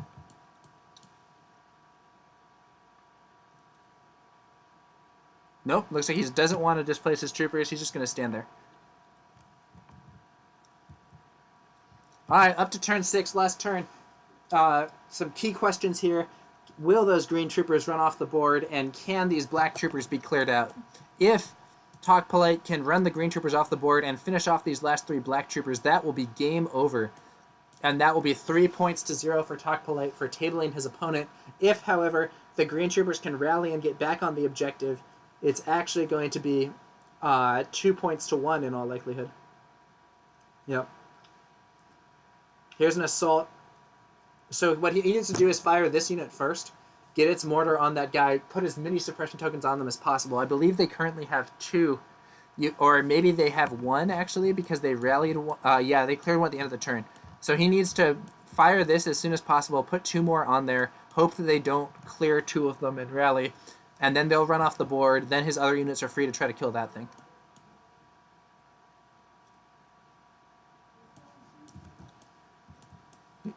In an ironic twist, Yeah, it looks like the several models from that squad do not have cover from this ATST. So he's going to aim and fire his mortar, as I was discussing. If he can get a hit here, he'll put 2 suppressions on. If not, it'll just be 1. He does get 2 hits, and his aim token rerolling the 3rd. That's going to be 2 hits. They'll have to roll 2 red defense dice, but more importantly, they will take 2 more suppression. On 3 suppression, they'll have to clear 2 to rally. Can they do it? 1 trooper killed.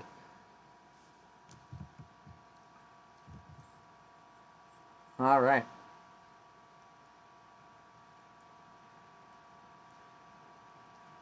BadgerBanjo is in desperate shape here. Apparently they have 4 suppression tokens. I think they should only have 3, but okay. They only clear 1 anyway, so it's moot. They are panicked, and they are off the board. The green stormtroopers retreat and abandon their objective.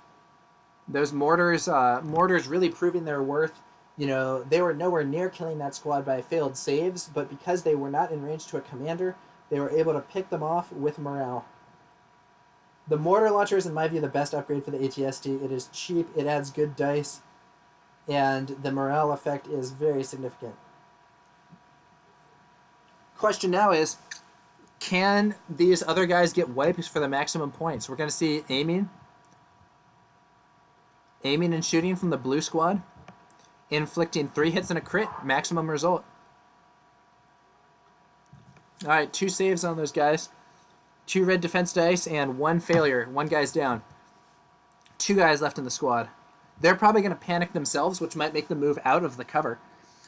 And that might leave the purple guys in a good position to finish them off. We'll have to see how it goes. 4 suppressions on that squad as well. It looks like they're going to be headed for panic.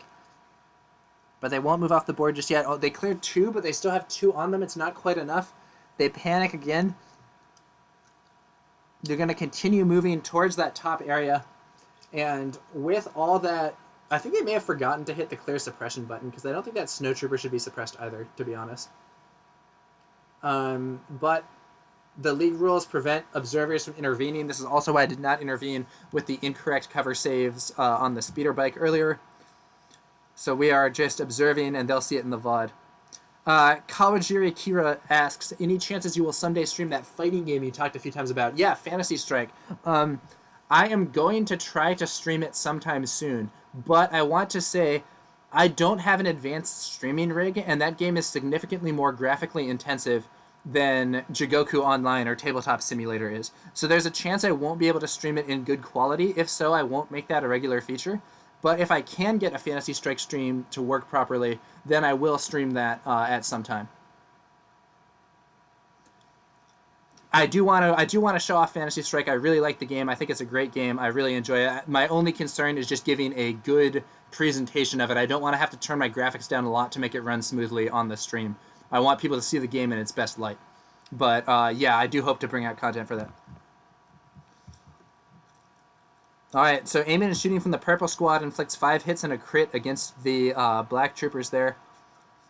And they do have 2 suppression, which will save 1, so they're going to have to roll 5 saves, and I think that's going to be the game. These guys will probably wipe here and give the tabling to TalkPolite. They are gone, 2 failed saves. That's it for the game, guys. So looking at the overview of the board here, it is a 100% wipeout. TalkPolite will have managed to defeat every single enemy unit. So he will take the full win, 3 points to 0. Congratulations to TalkPolite for an excellent win here. And let's just do a little bit of tactical analysis after the game. So I think that there were a few issues here. The first one, the lists. List building is always important in miniatures games. It's an element, it's kind of like deck building in card games. There's an element of the game being played before the game even starts. TalkPolite took a better list than BadgerBanjo did, and here's why.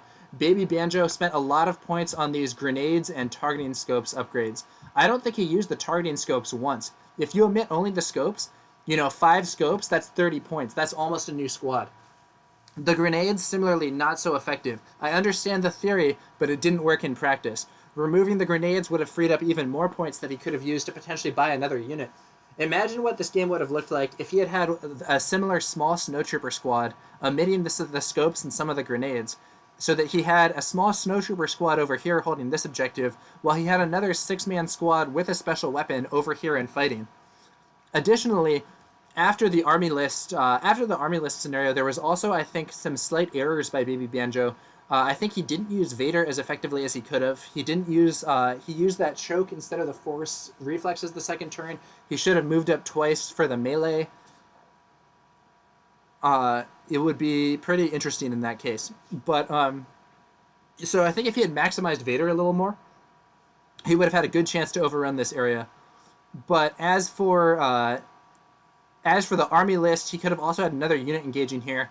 So if we think about what this game might have looked like with another stormtrooper squad here, a few less upgrades over here, but another squad and Vader being used more effectively, I think he would have had a decent chance to win this battle in the south and overrun here. We also saw some dubious target priority. Shots should not have gone into this guy. You know, we did 1 or 2 wounds here. If those wounds had been done there, this ATST would be dead. I know it's tempting to stop shooting when you've removed the main gun, but as we saw, those concussion grenades and mortars can still do some damage. All right, so that's going to do it for this broadcast. Thanks to you guys for watching. We're going to be coming to you with more content from L5R and Star Wars Legion later on, as well as I just discussed, some potential Fantasy Strike content as well. Kawajiri Kira says, good job presenting the Legion. I came here on a whim, not knowing anything about the game rules, and your commentary allowed me to follow it without being confused. Impressive. Thank you very much. I know this game is really new. I know it might be a little boring for people who are very familiar with the rules for me to explain, like, how many dice people have and what different cards do. But because this game is so new, I think it's important to give people a good reflection of the basic mechanics. All right. Tezreal says, there goes your first place. Yeah, so TalkPolite and I think now both have 3 wins, and I think TalkPolite has more margin of victory than me. We'll see if I can eclipse him with hopefully a strong win in my game tomorrow, but we'll see how that goes. We are in different groups also, so there's a good chance that we will end up seeing one another in the playoffs. All right, that's going to do it for this broadcast, guys. Thanks to you all for watching. As I said earlier, we'll be back with more content later, and stay tuned. Also, thanks again to Tezreal for being the first subscriber to this channel. Really appreciate it, Tezreal. Love you. All right, later, guys.